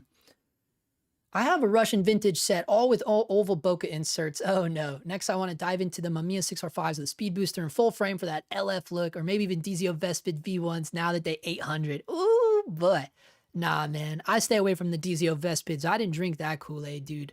I'm not into the DZO Vespids one bit. I went backwards on this thing now. The Savage Filmmaker just did a great review of the Lumix S12 and did a great job pointing out how a lot of the big name YouTubers failed to mention different shortcomings. Yeah, I'll watch him. I do watch him. I think I watched that video. What's his name? Isn't he the guy that, I think I know who this is. Wait, no, I don't know who this is. Oh, I don't know who this is. Oh, him. Yeah, I know him. I don't know him, but I am aware of him now that I see his face. He's got the mutton chops. Yeah. Okay. I didn't know that. I was thinking of someone else. I forget his name. The other guy that I'm thinking of. Speaking of Blackmagic, their new RGBW sensors are wild. Can't wait to see videos on the Pixis 12K with those faster readout codecs. Yeah, see, that's going to be the new one. That's going to be the new sensor that becomes like the cult following, this RGBW. Now, don't get me wrong. That is fucking bonkers, dude. Like, that is crazy. And it will be wild to see, yeah, like when CVP puts their video on that, I'm going to be there front row with the popcorn. You already know that. But it's just like, that's bonkers to me, like just the science and technology. That's why I say Blackmagic ain't hurting. They're not hurting at all, dude. You can shoot with anything. Don't get so wrapped up in the body. I still have my Pocket 4K and it's not going anywhere. It's paid for and works. Yeah, I guess. For me, man, it really is the form factor. I don't know what it is. I'm a sucker for form factor, man. And if it ain't right, it bothers me. It bothers me a lot. But I'm that way, dude. I'm that way, bro. If I bought a coat and I'm like, dude, I want this coat. I love the way this coat looks, right? Just ride with me on this train for a little bit. Just ride with me on this train, right? You buy this coat, right? You're like, dude, I've wanted this coat for so long, man. Every time you go to Macy's, it's there, dude. You're like, dude, I'm gonna get that coat. Then you get that coat. And even though you tried it on in the store, right? You tried it on in the store, you're like, yeah, okay, this feels okay. But then you get home with that fucking coat, dude, and you're like, I don't know, dude. I'm not really feeling this coat now. And you're like, you are internally, you know, you're bummed out. There's a part of you inside that's just, oh my God, I loved this coat. I tried it on at the store. I thought it fit good. But now you get home and you're like, dude, I don't want to wear this coat. But you love the way it looks so much that you won't return it. And you also don't want to sell it because you just love the way it looks. So then what ends up happening, it sits in the closet. Like, I love that coat. I love the way it looks. And then when you go to leave, it's like, oh, it's a little chilly. And you see that coat and you go, oh yeah, I should probably wear this coat. It was kind of expensive. I really like the way it looks. You put it on and you go, oh God, this fucking coat sucks. Like, it's itchy. There's something wrong with it. The collar's weird. There's something with it, bro. Where you're like, I can't. And then you try to tough it out. 'Cause you're like, but it looks so cool. So then you're like, whatever. And you're on your way to the car. And you just know, you're like, nope, I gotta go change this fucking coat, dude. That's the shit that I go through. That's my life, bro. That's a sneak peek of my life. So now think about that guy, right? Going, yeah, I guess it makes sense why he cares how the camera feels in his hands. That's hilarious, bro. That's true, though. That's a true story right there. Oh my God, dude. DZO is okay. Get the Cine Xenons. Cine Xenons? Oh, you're talking about the Schneiders? You're talking about the Schneiders? Hold on. See, even I did it. This is why I hated owning the Xenons. Because whenever I told people that I had Xenons, they always thought I was talking about the Zines. The fucking, so let me tell. So yeah, if he's talking about the Schneider Xenons, yeah, these were beautiful lenses. These were beautiful lenses. I did, if you don't know, I sold these and I only did it because of how huge they are. But I do miss these lenses. Oh man, beautiful image out of these lenses. They're just too big. They're ginormous. They're ginormous. But yeah, when I first read it, I thought zines, the Rokinon zines. Ugh, I hate those lenses, bro. Nah, not a fan of these. No way, 100% no way. But yeah, I'm with you, dude. I would definitely get the Xenon. If you could have the money, if you had the money, I would definitely get the Xenons over the Vespids any day of the week, bro. Any day of the week. Yeah, and now they're cheap. That's right. They're only $1,200 per lens. When I bought them, they were like more like, double that. Yo, I'll only care about the next Canon if it has a 14-bit ADC in it. They've been slinging 12-bit cameras too long, and it's the reason a lot of people give shade to the C80, low dynamic range in RAW. Wow, is that true? 14-bit, huh? Yeah, because, that's Red's thing. They're like 16-bit. They're a fake 16-bit or whatever. Aren't the Xenons just rehoused Sam Yang lenses or something? No, Trevor. No, maybe the Zines. The Zines are, yes. See, I think you did the same thing I did. You confused the Zines with the Xenons, right? So these are what you're thinking of. The Rokinon Zines, yeah, those are just Sam Yangs. But the reality is what I had was the Xenons. This is Schneider Krosnia, the original. These bad boys make glass for Leica. They make glass for a lot of people. Schneider Krosnia is no joke. These are beautiful lenses, hands down. Looks like a Canon ZV, and they're totally original.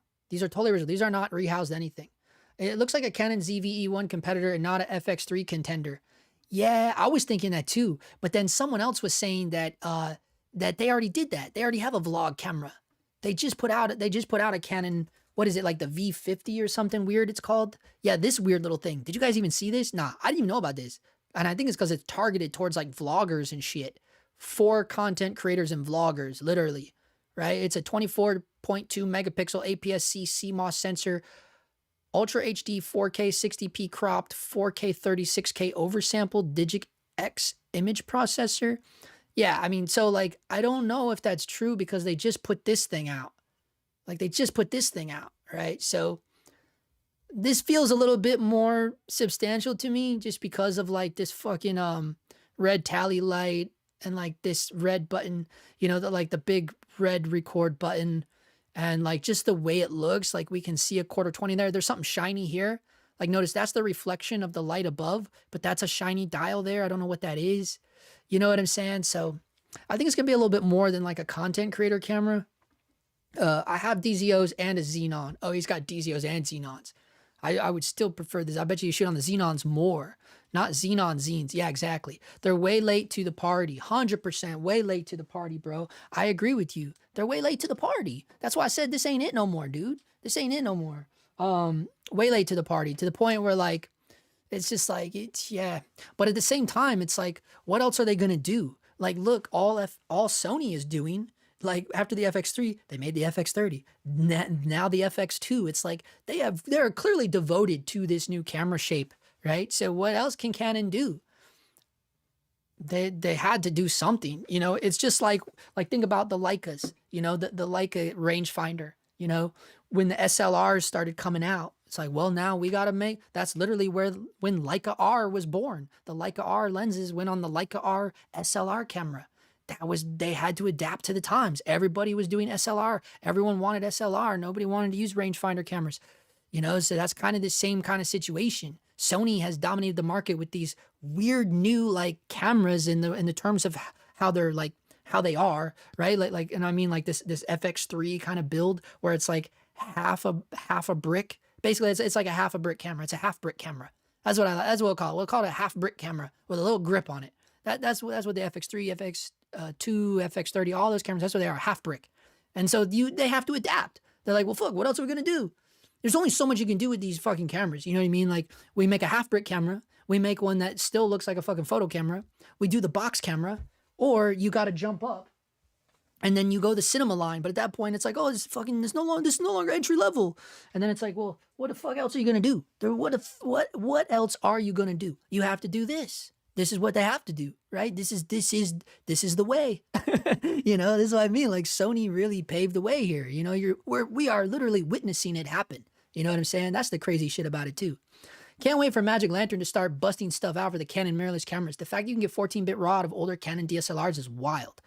Yeah, I don't know, man. I had my time. I had my day with the old Canon EOS M, original M. Yeah, I did. Yeah, I don't know. I know I follow a page. I still follow one of those pages on Facebook. I still see wild stuff people doing with it, but I still feel it kind of stressing people out on a regular basis too, you know, talking about those Magic Lantern hacks. Most Canon people will be happy if this just doesn't overheat. I don't see room for a fan in there. No, dude. Dude, you can't see. Dude, look at it. It's fucking in shadow. What do you mean? I don't see a fan in there. You can't see the fucking camera, dude. No, dude. There's 100% a fan in there. I would bet money there's a fan in there. I would bet money there's a fan in there. Because I just don't think they would do that. I don't think they would be that silly, right? To go through all this effort to kind of like adopt to this new camera design, and then go and knowing that it's for the cinema world, and to not put a fan on it. I think that would be like, I don't know if they're that silly. But maybe they are. Maybe they are. But I don't think they're that silly. When you say Xenon, you mean the Schneider Xenon lenses, right? Yeah. We caught all that up on that. C80 and C400 have it. What, the 14-bit thing? It's quite a janky workflow, though. Sold mine after fiddling for a number of years. Don't even talk about. Triple ISO kind of sounds like marketing BS. I know, that's how I feel, too. Aren't you just playing with the voltages? Yeah, that's how I feel, too, dude. The triple ISO thing is weird to me. That's how I feel too. I'm like, But also, guys, I don't even care. I don't care about ISO anymore. I don't. I think to the point now where it almost gets me in trouble. Because like, I'll fuck with the ISO all the time.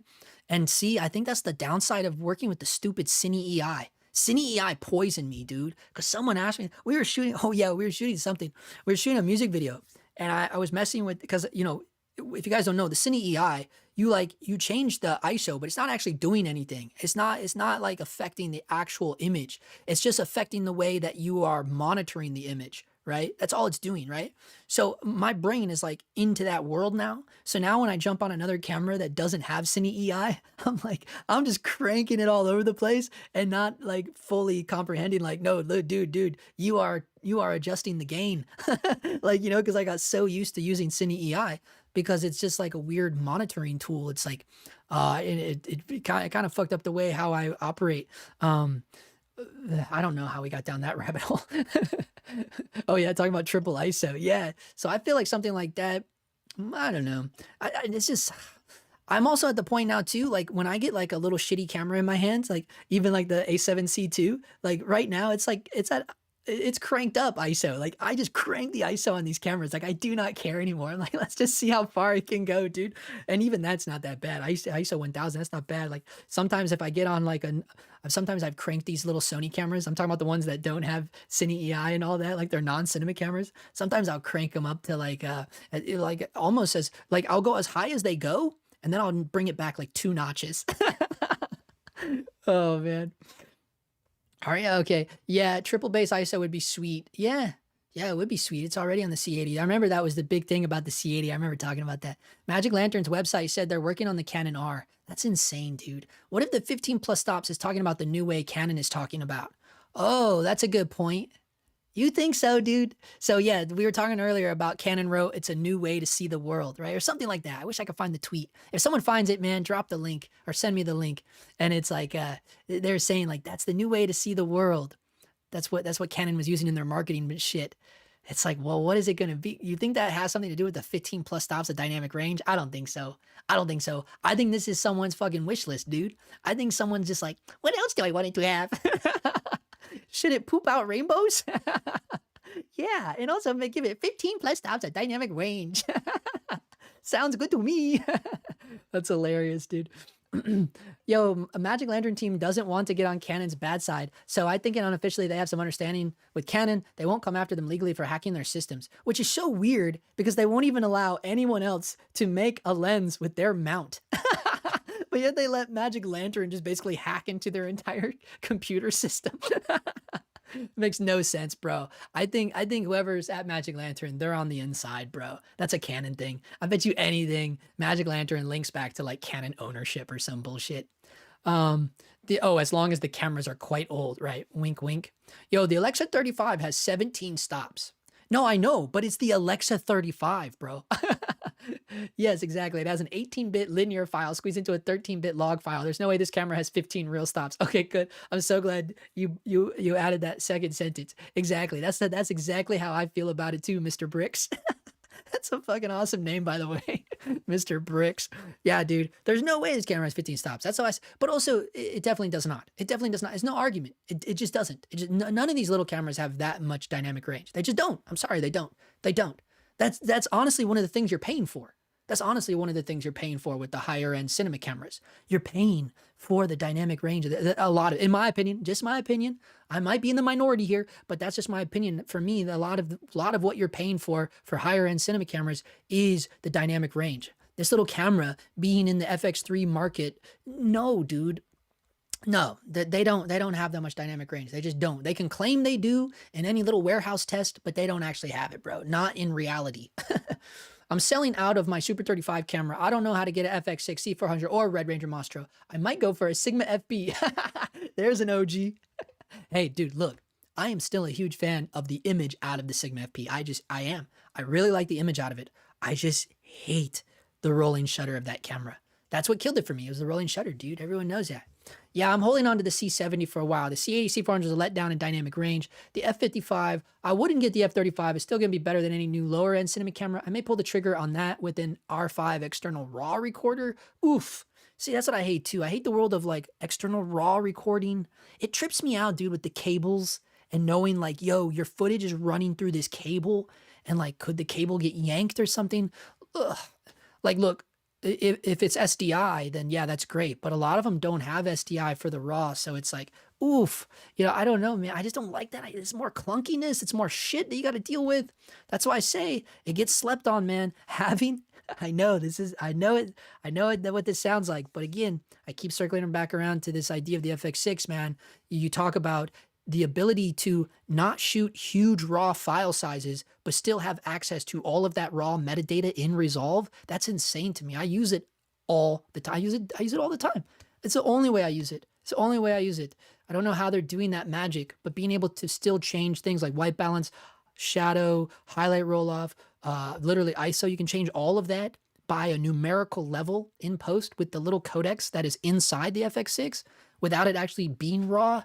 It's cool. Now, look, it's not giving me the dynamic range of raw, but you don't always need that. You don't always need it.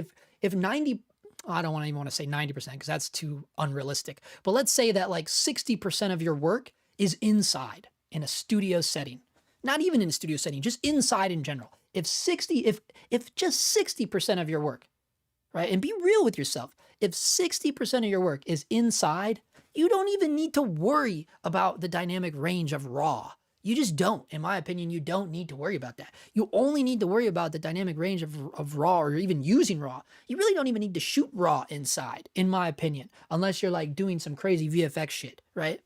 The reason why you would lean on the raw is when you're outside, just crazy, just wild lighting conditions that are just uncontrollable. We know how shitty shooting outside without a crew can be, right? So sometimes that is the advantage. And I just think back to like when we were shooting the doc a few years back, 5 years ago with the C500 Mark IIs, right? We would literally switch to raw because the C500 Mark II does 6K raw or some shit like that, full frame, I believe. I don't know, it's crazy, all inside. C500 Mark II has crazy specs, man. We can even go back and look at it, but we would do it. We would switch to raw when we would shoot anything outside. If we were inside, we would go back to normal, and it's just like, yeah, that makes so much sense, man. It just does. What do y'all think about the RF? Hold up. Oh man, I got lost again. I don't know why. My mouse always jumps this. I hate that. Thoughts on what's going to happen with the FX3? Oh, there it is. Hold on. Oh man, the FX3. Ain't nothing, dude. Nothing. What do you mean? Nothing. Nothing's gonna happen with the FX3. Nothing's gonna happen to the FX3. They've already built a new. They've already put out the, they got the FX2 being more like, I guess, the budget friendly FX3. I don't think anything's gonna happen to it. I think they're gonna roll out just whatever the next version of that is. Like I was saying earlier, this is the new form that they have adopted to in this particular market. This kind of like half brick form, What y'all think about the RF? I don't care about RF lenses, bro. I don't mind roasting my R5C. No wireless in video mode unless you buy a 1K grip. No camera control via USB-C. Come short on dynamic range. No C-Log 2. Yeah, I didn't know all that about R5C. Yeah, because I don't know. I never used it. Everyone loving the Lumix, dude. S1 S1R2. Yeah, Lumix was giving Airy Log as a $200 add-on for their cameras. Oh, that was back when you guys were talking about what camera was used with Airy Log. Yeah, but I believe Panasonic was struggling themselves. I would believe that too. That's why I say I feel like going back around to that idea of like who would buy Airy, I do believe it would be Sony or Apple. Like I think it would be one of them two, like a boss move to fucking buy up Airy, man. But again, we can't forget about the monster. We can't forget about that game, dude. Dude, I'm so stoked for this show. I don't get that. You know what? I'm super excited for this show. And I'm also super excited for, you want to know what? The new P.T. Anderson film. It looks so good, man. I wish we could watch movie trailers on here without them flagging me. Because you just can't trust when you have a YouTube channel, you can't trust any. Like they're gonna poach you if you play any of their stuff. Certainly like Warner Brothers or like any of those. Yeah, this shit's gonna be nuts, dude. One battle after another. And look, he's the DP of it too. He did this on Phantom Thread as well. He shot Phantom Thread himself. However, in Phantom Thread, and he shot Licorice Pizza. But this started on Phantom Thread. But what's funny is if you go back and look at Phantom Thread, see uncredited cinematographer. And that's because if you watch the movie at the end, it's just some random name he made up and gave the credit to of a cinematographer. But then I guess he finally got over it. And by Licorice Pizza, he started crediting himself as the DP. So now he's directing and shooting his own movies, which is nuts. I thought Licorice Pizza looked good. I thought it looked good. And honestly, Phantom Thread was amazing. I love the way Phantom Thread looked, if we're being real about it. So the dude just got it, bro. And this movie looks insane. This movie looks so good. It doesn't even, and the weird thing about it is, it's like, what if P.T. Anderson made a Coen Brothers movie, like an older Coen Brothers movie? That's my prediction on this. That's what this movie feels like. It's called One Battle After Another, September 26th. I'm so stoked about this. I know this was a crazy rabbit hole. But we are filmmakers here, right? And as filmmakers, yes, we applaud film. And there are a lot of fucking content creators out there, YouTubers, whatever the fuck you want to call them. And honestly, there's a lot of commercial cinematographers out there. I won't throw any specific names under the bus, but there are a lot of people out there that just don't talk enough about the real films out there. And if they or they admit, some people even admit, like, this is gnarly image, bro. I can't wait for this. Some of them even admit that they don't even like movies. They don't even go to the movies. I'm like, what, dude? You don't even go to the movies? That's crazy to me. I can't fathom that, you know? But I guess that's just me. I just literally have a love of the game, dude. But this movie is going to be sick, bro. Okay. We got off topic there because I'm like, wow, this is what I'm more excited about, that movie and this TV show, than anything that a camera can offer me. Any camera company. I could care less. Oh my God, dude. Apple or what's PE, to be honest? Sony doesn't make sense to buy Arri. They have the Venice and have been gaining market share. Yeah, that's true. A sub 20K Arri would be great though. Yeah, you're right. You're right. Logistically, like realistically, maybe is the word I should have used. It doesn't make sense. It's like, yeah, why would Sony buy Arri? But I don't know, at the same time, dude. I mean, think about it. Like, it's like, I don't know, dude. It's like, why not? Like, look. And I feel like that's how Sony feels. That's how they get crazy ass movies like Spirited Away, where it's a goofy holiday movie. Where is it? Right here. A goofy holiday movie that they throw $200 million at. People go, why are you doing that? It's just ridiculous. And they go, why not? Right? They're that asshole on the playground going, why not? That's how Sony is, bro. No joke. Don't get it twisted. They are the playground bully. Yo, sensor tech has stagnated. Arri is going to ride their latest sensor as long as possible and license out their name like Kodak. Ooh, now that could make more sense. Jesse J in the house dropping some gems right there. I think that could be a real thing too. Yeah, just sell like their tech. They're just like, you know, there's a little tiny warehouse. They're like, oh no, we don't make cameras anymore, but we got the goods. We got the guts. You want to buy these guts? That's funny, dude. Yeah, and live off the name, ride that name out. Yeah, I could see that. Hey man, what up, Maddie? I'm doing my first gig as a sound recordist for a short film, and I'm freaking out. Never done it before. Oof. No, I don't have any advice for you because I'm not a sound guy, bro. Dude, no, 100%. I always have sound guys. The only time I do my own sound is when it's a corporate thing and I just have to film a talking head. I'm like, oh, it's a sit down interview. Yeah, I can do my own sound. Oh, you're talking about a short film? Hell no. Hell no. No, thank you. Get a sound guy. You know what you tell them? You go, hey, how much do you care about this project that you're doing? Like literally, like that's what I'd say. Yo, how much do you really care about this short film that you're doing? How much do you care about it?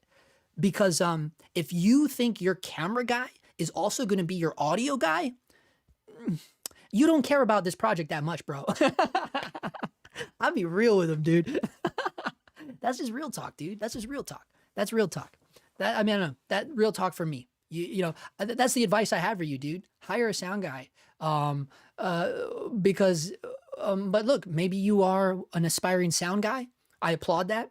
I might not be the channel for you, dude. I don't know anything about sound. But you know, if you want to like think about the tools that I do use a Sound Devices Mix Pre 3.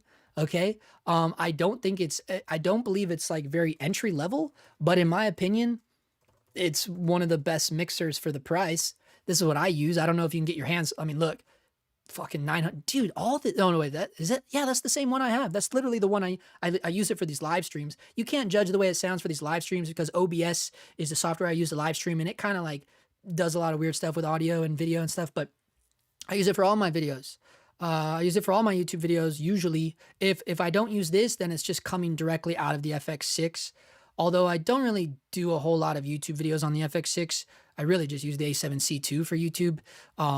But yeah, that's what I use that. And then I use an old ass Sennheiser mic, which is also plugged in using right now.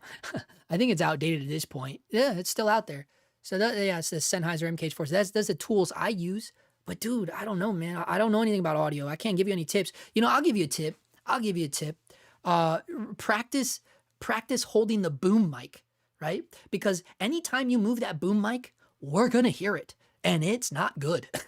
You know, so you and the audio guys call it handsy. If you're too handsy on the boom mic, I'm having deja vu. We've definitely mentioned this before, but you probably weren't here. But that's what I would say. Yo, that is when you try to sell a Peter McKinnon backpack with your name. What are you talking about? Keep the boom out of the shot, Maddie, and you'll be okay.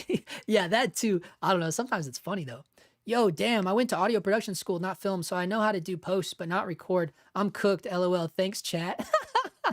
Damn, bro. Nah, dude, just go do it. Who cares? It's a short film. It's a short film. It's not the end of the world. Can you get an Arri camera for $4,300? I don't know. Can you? Can you get an Arri camera for $4,300? Probably, honestly. What was the price? 4,300? Is that what you got right now? Or are you trying to make a joke? You're like, that's what you're going to spend on a camera? And you're just telling me like, you can't get an Arri camera for that. Are you one of those guys? Well, clearly, yeah. But honestly, I would argue with you that you probably could get one for 4,300.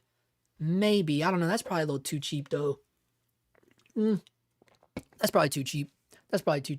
Yo, if you have lenses like super speeds, does it matter what camera you have? I think so. Because first of all, super speeds are only super 35. So you can't use those on full frame. There you go. If you go to the custom buttons menu on a Canon cinema camera, you can map one of the buttons to go into the status menu, completely separate menu, and you can see technical specs, including the hours. Some people learn to reset the front-facing hours, but can't get rid of it using that other menu I mentioned above. Damn, Gus Ramirez in here with the Canon resale buying tips. Write that one down. Screenshot that one, guys. Yo, C70 got RAW as an update and interval recording. Those are the ones I use. Oh, the RAW update. I thought it always had RAW. Didn't that update come like immediately after they put it out? I think it did, right? That firmware update came like the next year or something.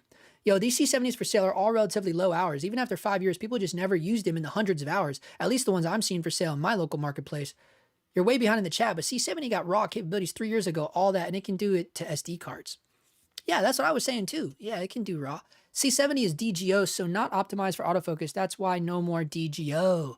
Oh, hey, I did not know that. That's interesting. That's why they got rid of the DGO. That's a bummer. Then they should reserve that for the true cinema cameras. So you know what? What if this new C50 does have the DGO and they cut out the autofocus altogether? A true new way to see the world. No autofocus. That's what they meant. So many people would be so pissed, dude. What's wrong with the DZO Vespids? Genuinely curious because that's the first negative I've heard of them. I like them for consistency and the B set with focal lengths like 21 and 40 lenses. Only time I ever buy a camera body is if it answers an existing problem I have. Otherwise, you're just spending money on new tech you might not need. Yeah, 100% Gus Ramirez. Oh, I don't see anything fantastic about the DZO Vespids. I'm not saying anything negative about them. I'm just saying I don't see the I don't understand why so many people lean into them and use them. They're no different than any of those other lenses, right? Like, versus like the Nisis, for example, or something like that. Like, they're too similar. Like I talk about this often too, but all of these like lenses, like these super affordable, cheap, cine lenses, they're too similar. They're all too similar, right? It's at some point you just go, that's why that's why you have to kind of lean into the vintage, because you're like, this is even the new modern options. It's just like, it's so similar. It's too similar, right? So it's like, we're always fighting for like, well, how can we switch this up a little bit? Well, with me, it's the filtration or whatever, because I still shoot on those Nisis, but I'm not lying to you guys. The only reason I use those is because they gave them to me. That's the only reason I still use those, because I just don't care, because normally the time I'm still using some vintage lenses, like right now, this Voltlander lens, like I like to use shit that is a little funky, a little weird, as long as it's not a corporate job. If it's a corporate job, then I'm just going to use the Sony lens that has the autofocus. You know what I mean? So I don't overthink it too much nowadays, man. I'm just like, whatever, man. I don't really, unless it's a really cool older lens, it's not going to offer anything unique to where I'm like, yeah, these are the lenses to get. I'm just like, nah, none of those cheap, affordable cine lenses have it, man. They're just not it for me. I got my FX6 plus 24-70 in Quatard. Oh, damn. I just put it in the budget and free camera for me at the end of the project. Well, that's the smartest move to do. Oh, man. I don't see a fan in there. Yeah, I know. That was funny. This list is definitely optimistic. Oh, yeah. The spec sheet. I feel that way, too. You know, it's a big wish list. This is somebody's wish list. I meant to saw based on the dimensions and depth of the body, it doesn't seem like there's room for a fan. I hope I'm wrong, though. I think there's a fan in there, bro. I think you can relax. There's a fan in there. I really do think there will be. Have to be open gate, new way to see the world. That's what a lot of people are saying. Yeah. And they talk, yeah, maybe so. Maybe so. I don't know. I don't feel like it's got to be something crazy, but also not, right? Because the whole reality is like, this isn't anything new, right? We know, like, just people seeing this. Because if you didn't know any better, like if you didn't see this lens, because the lens gives it away, which tells you, yeah, you know, when they were lighting this shot, they were like, hey, make sure we can see the lens, right? Because if you didn't see this lens, you would go, what is that, an FX3? Like, what was it? Sony got a new camera, right? So they were like, make sure we can see the lens. Make sure we can, you can clearly tell that's a Canon lens, right? And they still lit it in a very nuanced way. But I can guarantee that was a thing from the marketing guys, like, got to make sure we see that lens so they know it's a Canon camera. You know what I'm saying? So the only reason why I bring that up is because this isn't anything like, what is this? You know? So in order to back up a statement like, you know, but again, it's just marketing. I just saw that, you know, like a new way to see the world is what Canon said, I guess. It's just like, to me, this is like marketing bullshit. Like, it just seems like, you know, yeah, I don't know, like when you get a new car, so it's a new way to drive on the road, you know, you're like, ooh, it's a car, you know, cars just go, dude. Like, that's how I'm starting to feel about cameras, you know what I mean? And the only time I don't is when it's like a cool old looking car. And you're like, well, look at that car. They don't make cars like that anymore, you know? But now, like, I don't know. It's just like, it's like they have one function, you know? They have one I know I'm really starting to sound like an old man now, but it's like, you know, cars have one function, cameras have one function. But in the video world, it's more nuanced than that. And we know that. And it comes down to like the specs and what it's offering. And I don't know, man. I don't know. It's hard to say. I don't know. It's cool to see people excited about it. Plot twist, Magic Lantern opens up the RF mount for everyone. Yeah, they get in there and they sell it. They sell the design. None of these cameras are going to give you 15 stops. It's just a theoretical limit you don't want to use. It's going to look like crumpled up newspaper. Yeah. I think most of them tap out around 13. I think that's the reality of it. Didn't Apple say they achieved a sensor with 20 plus stops of dynamic range? I never heard of that. An Apple sensor. Apple sensor, 20 stops. Oh, look, there it is. Let's see if this is real. Apple just patented an image sensor with 20 stops of dynamic range. I'm reading the patent abstract, and it sounds like they're achieving 20 stops with a lot of CPU logic via a logic die cube being attached to the sensor attached to each photo site. I'm gonna file a patent for 21 stops of DR. Dude, Reddit's hilarious. Yeah, so it sounds like it's kind of like working off of AI as well. Yeah. I agree about dynamic range. Right now, a good 12 to 13 stops of dynamic range is plenty. Yeah, I don't know. Maybe not, though. But that doesn't stop me from lusting after the Alexa 35. Yeah, that's what I say. That's why I said maybe not. Because as soon as you start watching the films, in my opinion, I do think a lot of that is what separates the big dogs from the little dogs. You know, a lot of times it is when you look at those outside shots, you know, because you think about it, like I've never been able to use a budget cinema camera and really like where you come back from doing an outdoor shoot and you're like, wow, I'm really trying to think of this because I've been disappointed by a lot of cameras. The Red Komodo disappointed me on a couple commercial shoots where I was like, oof, that background got away from us, dude. And a lot of it was just that it just was the dynamic range, or I don't know. I would love to blame it on that anyways, because I don't know what else to. You know, it's like I had a team.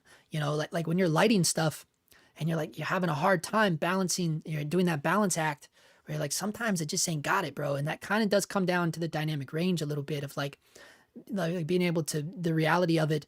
And then you're just like, yeah, it'll be fine, dude. It'll be fine. We got that dynamic range. And then later on, you go, oof, that one bit us in the ass. I had too much faith in this dynamic range. But that's in very like extreme scenarios. I'm thinking about the Komodo specifically, very extreme scenario outside. very extreme scenarios, but it did happen where it's like, oh, I put too much faith in the dynamic range. When do you think the FX3 Mark II will release? I think next year, right? Because I think the FX6 is coming in February. I think that's when it was like February or March of 2026. The FX6 is rumored to be launched. The FX6 Mark II, sorry, the FX6 Mark II. So I think around that time, you know, you probably springtime, probably see the new FX3 around that same time, which is literally like not too long from now. Yeah, anytime I work on set with an Arri, it speaks to me like no other camera can. Yeah, but again, I feel like there's a little bit of that Kool-Aid cult a little bit with the Arri camera, same way with the sensors we were talking about earlier. You get a little bit caught up in the magic of the cult. I do think that's a real thing, but I do know too, like you can see it. The proof is in the pudding. Maybe not on the day, but definitely like with the final product, you can usually make an accurate prediction when you're watching a film or a show and you go, yeah, this feels like an Arri to me. And then you look it up and you go, yep, shot on Arri. Now, the only time I've been fooled is with the Sony Venice. And I just recently got fooled with the Sony Venice because I was looking at a breakdown of White Lotus, the newest season. And it was like, I could have swore that it was shot on Arri. And then the DP was on Instagram talking about they used the Sony Venice. And I was like, what the fuck? Yo, that's wild. I can't imagine not liking movies and making movies. Yeah, bro, it's a real thing. It's a real thing. I know. I can't wait for this to come out. Oh, man. All business and zero fun. Hey, Justin. Yo, Xavier Stapleton's in the house. He says, I'm taking my video production company to a present at an expo trade show this October. Any advice to make a good appearance? Hold up. What are you talking about? You're going to present your production company at an expo trade show? Should I use my gear as part of the expo display?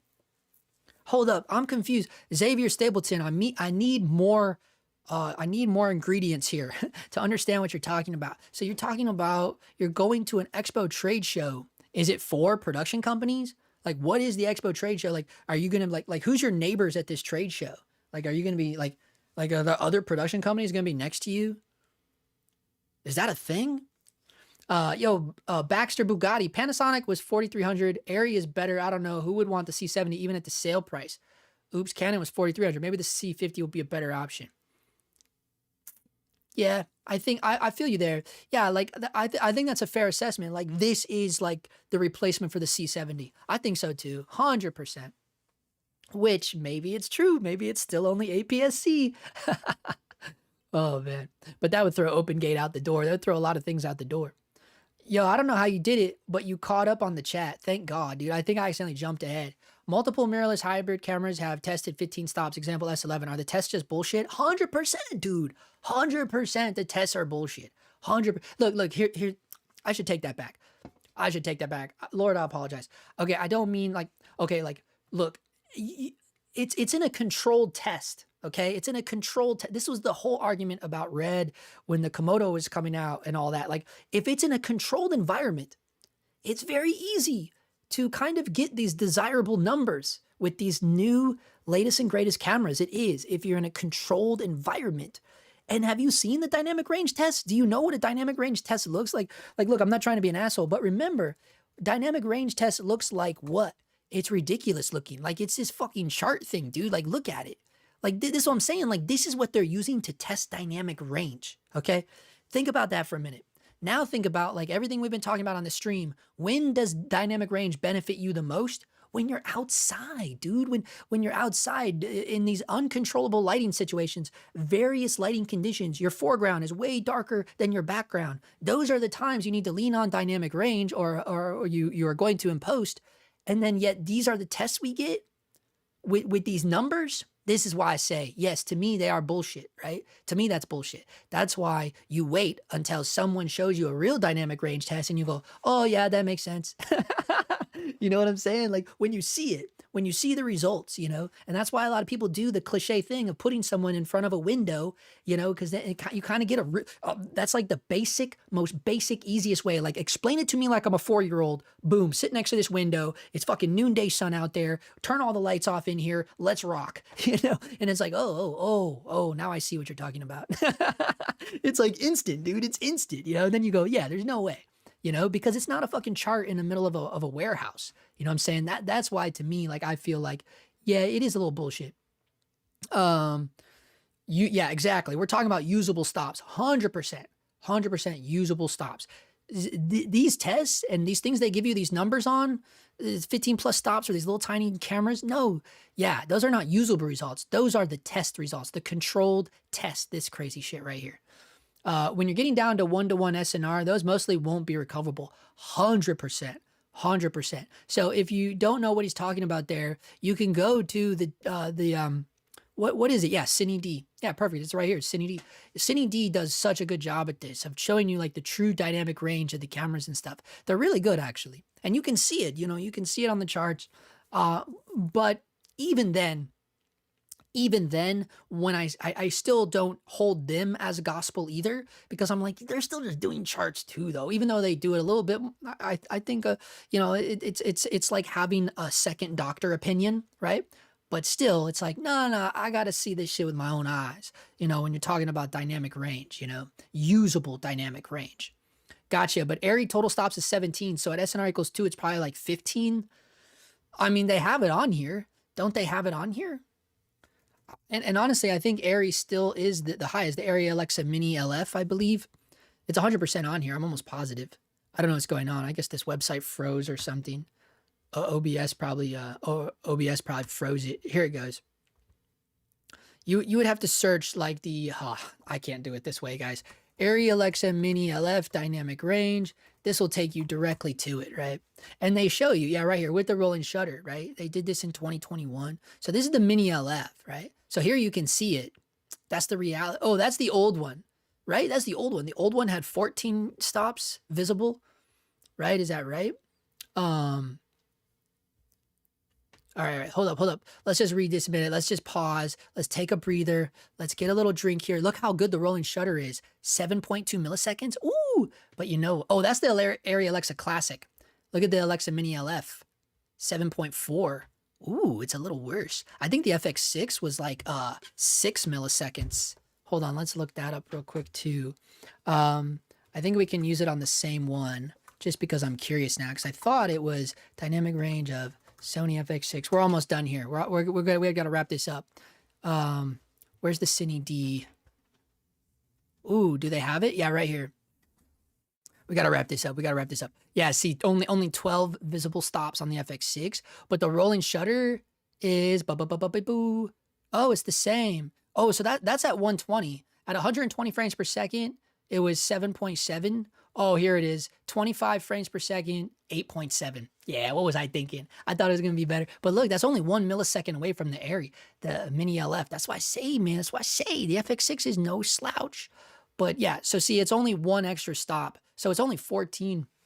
Oh, but then what you were saying, the SNR. So 14 stops at SNR equals 1. So 13.8. It shows a, oh, that's the classic. Fuck, why do they do this to me? That's the classic.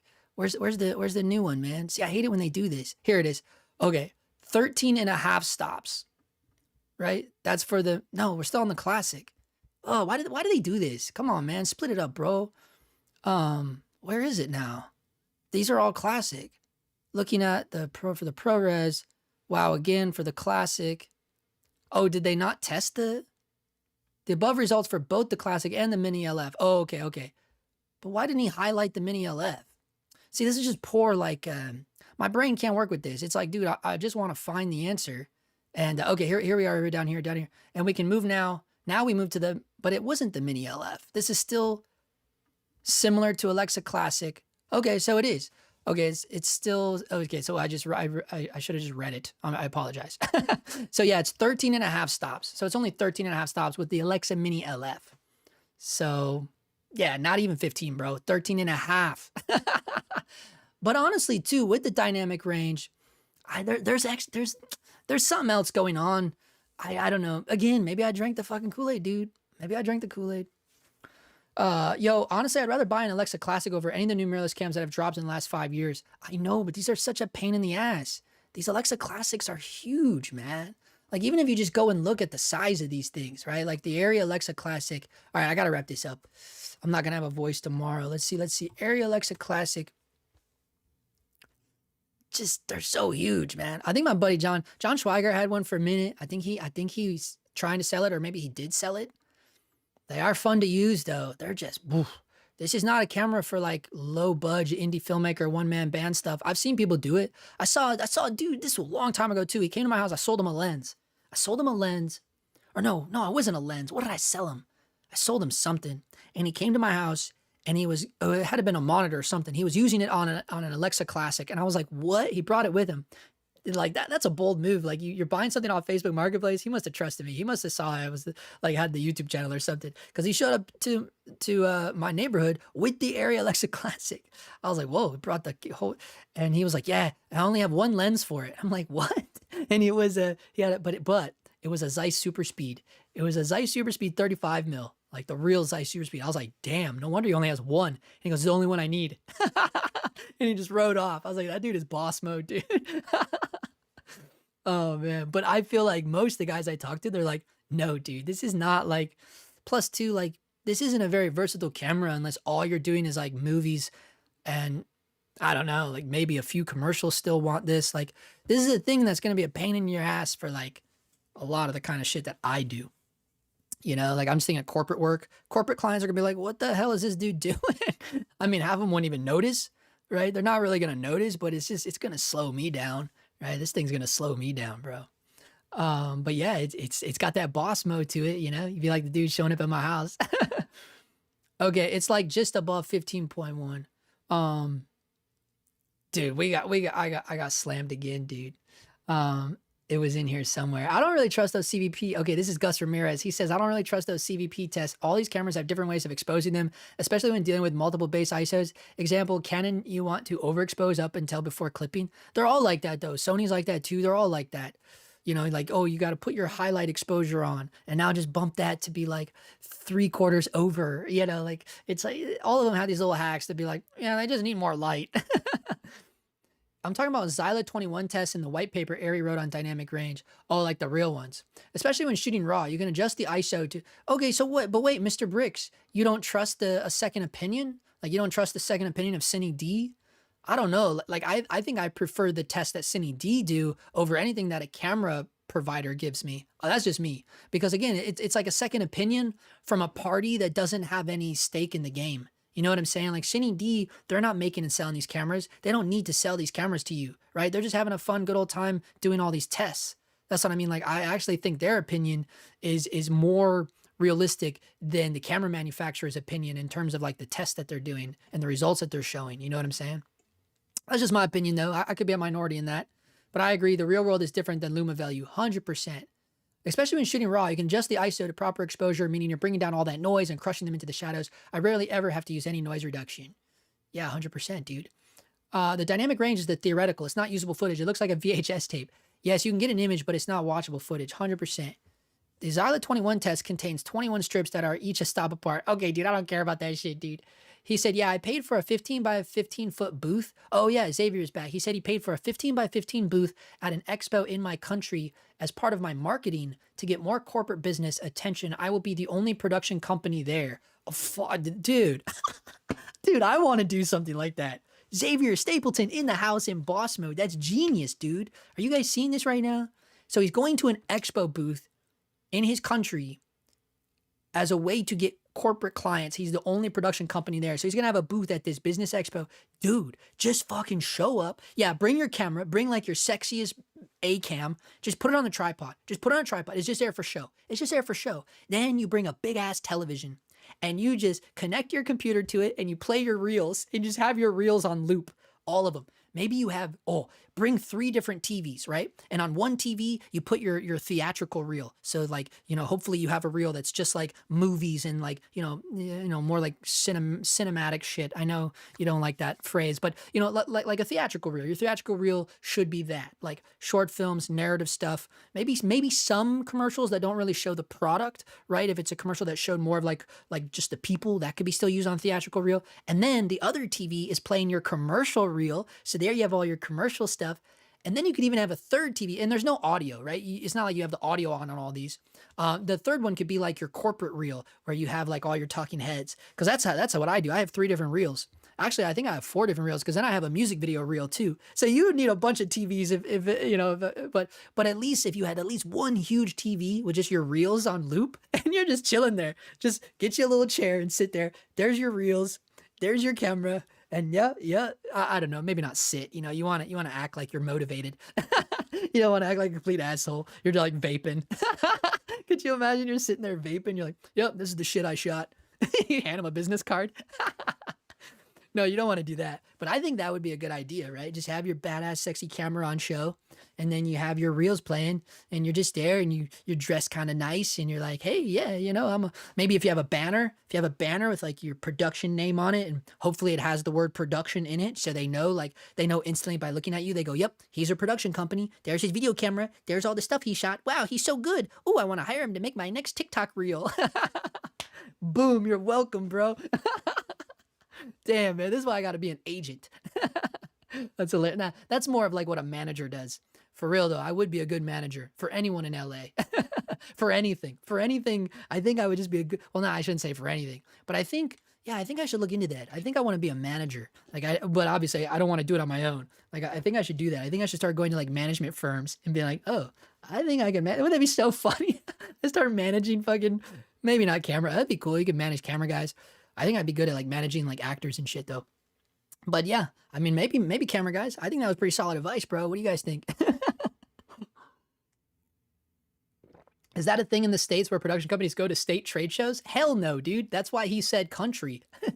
No. Oh, that's you. That's also you. Yeah, exactly. No, bro, that's not a thing. I've never heard of that. Have you guys, has anybody else in the chat heard of that? I've never heard of going to an expo trade show and doing it for like, or at least maybe I've never thought about it. I've never heard of anyone doing that. To me, it's genius though. Like, I think it's genius. That's a genius way to get work. Like, you're like, oh, there's an expo trade show. Yeah. Think about it. Just think about it. You're the only production company there. That just shows you right there. Like, yeah, like production companies haven't thought of that yet. But this is the time to be doing that shit because of all like the social media stuff. People want more professional looking video and they don't always have like the capability to do it. Some of them want to do it on their own and they'll lean into like cell phone and it's garbage. And then they go, God, we can't make it look the way this stuff looks. Look how good fucking Oscar Mayer looks or whoever it is. And they're like, well, yeah, dummy. They're using like actual video production team. And they go, well, we need one of those, you know? And then lo and behold, they're at the trade expo the next day and Xavier Stapleton is there with a little tie on. And he's like, this is my camera. This is what I shot. Damn, I think that's genius. I should do that too. Arri Alexa Mini LF struggles in low light too. Yeah, it has great dynamic range, but you still need to feed it light. That's why I like dual triple bass ISOs because you can be at higher bass and use lower ISO. Yeah, 100%. I do all the time with the FX6. I'm always jumping. Dude, one time we had all this light coming in a window. Like, it was so bright. And my ass still jumped to 12,000 because I was like, sometimes I don't want to feed it more light, if that makes any sense, because it's like if I feed it more light, like physical light, in terms of like if I start to light it more, right? Like if I start going, ooh, walk that light closer, or let's pump the volume out of that light, and then you look at it and you go, that looks like ass, dude. I would rather leave the light alone and just pump the ISO a little bit and go, all right, we're good. You know, in my opinion. But again, I have been leaning on the EI a little too much lately. Okay, we got to be over here. Let's say this. We'll try to wrap this up right now. Sure, that's what the exposure latitude tested for. I think the Xyla 21. Dude, you're going on. I win. I'm beyond it now, bro. I gave up on that shit. They have the new Alexa 35 on Cine D. Yeah, I've seen it. I'm just defending the Xyla 21. It's a valuable test, dude. He's going to bat for that Xyla 21, bro. They're monsters. Thank you for reminding me. They're monsters. Oh, I cannot wait for this show, dude. I'm so stoked. That camera takes 15 minutes to boot up. You can keep it. Yeah, he's talking about the original Arri. I don't know what happened to it, but yeah, 100%. It takes too long. 15 minutes? Oh, okay. We still got light. See, we're still good, dude. Lost that light. We're still good. That's why I shoot at ISO 1000. All right, we got to go. The Titan died. All right, we're going to wrap this up right now. We're at the end. Look up Alexa 35, their newest camera, the Mini LF. Okay, this is the last thing we're going to do here on Cine D. He wants to look at the Alexa 35. We'll just do this for the chat, and then we'll go. I'm at the mercy of. Actually, this looks better. It's like, hell yeah, dude, turn that light off. But at the time, I thought, well, yeah, it still looks good. I was worried about it getting too dark in here. It did get a little moody, but I don't mind it. Oh, I put in 25. Jesus, I was waiting all that time for Alexa 25. Jeez Louise, we got to be done, dude. We got to be done. Okay, we're almost out of here. Why does it take so long to pull this up? I think I'm pulling too much of the this one. This might be too hard for me to pull up, dude. I'm not good enough at internet searching to this says 11 stop. This says 11 stops, but that's at sensor overdrive. Oh, here it is. Came indeed on top with a 16.3 stops of dynamic range. 16.3. Damn.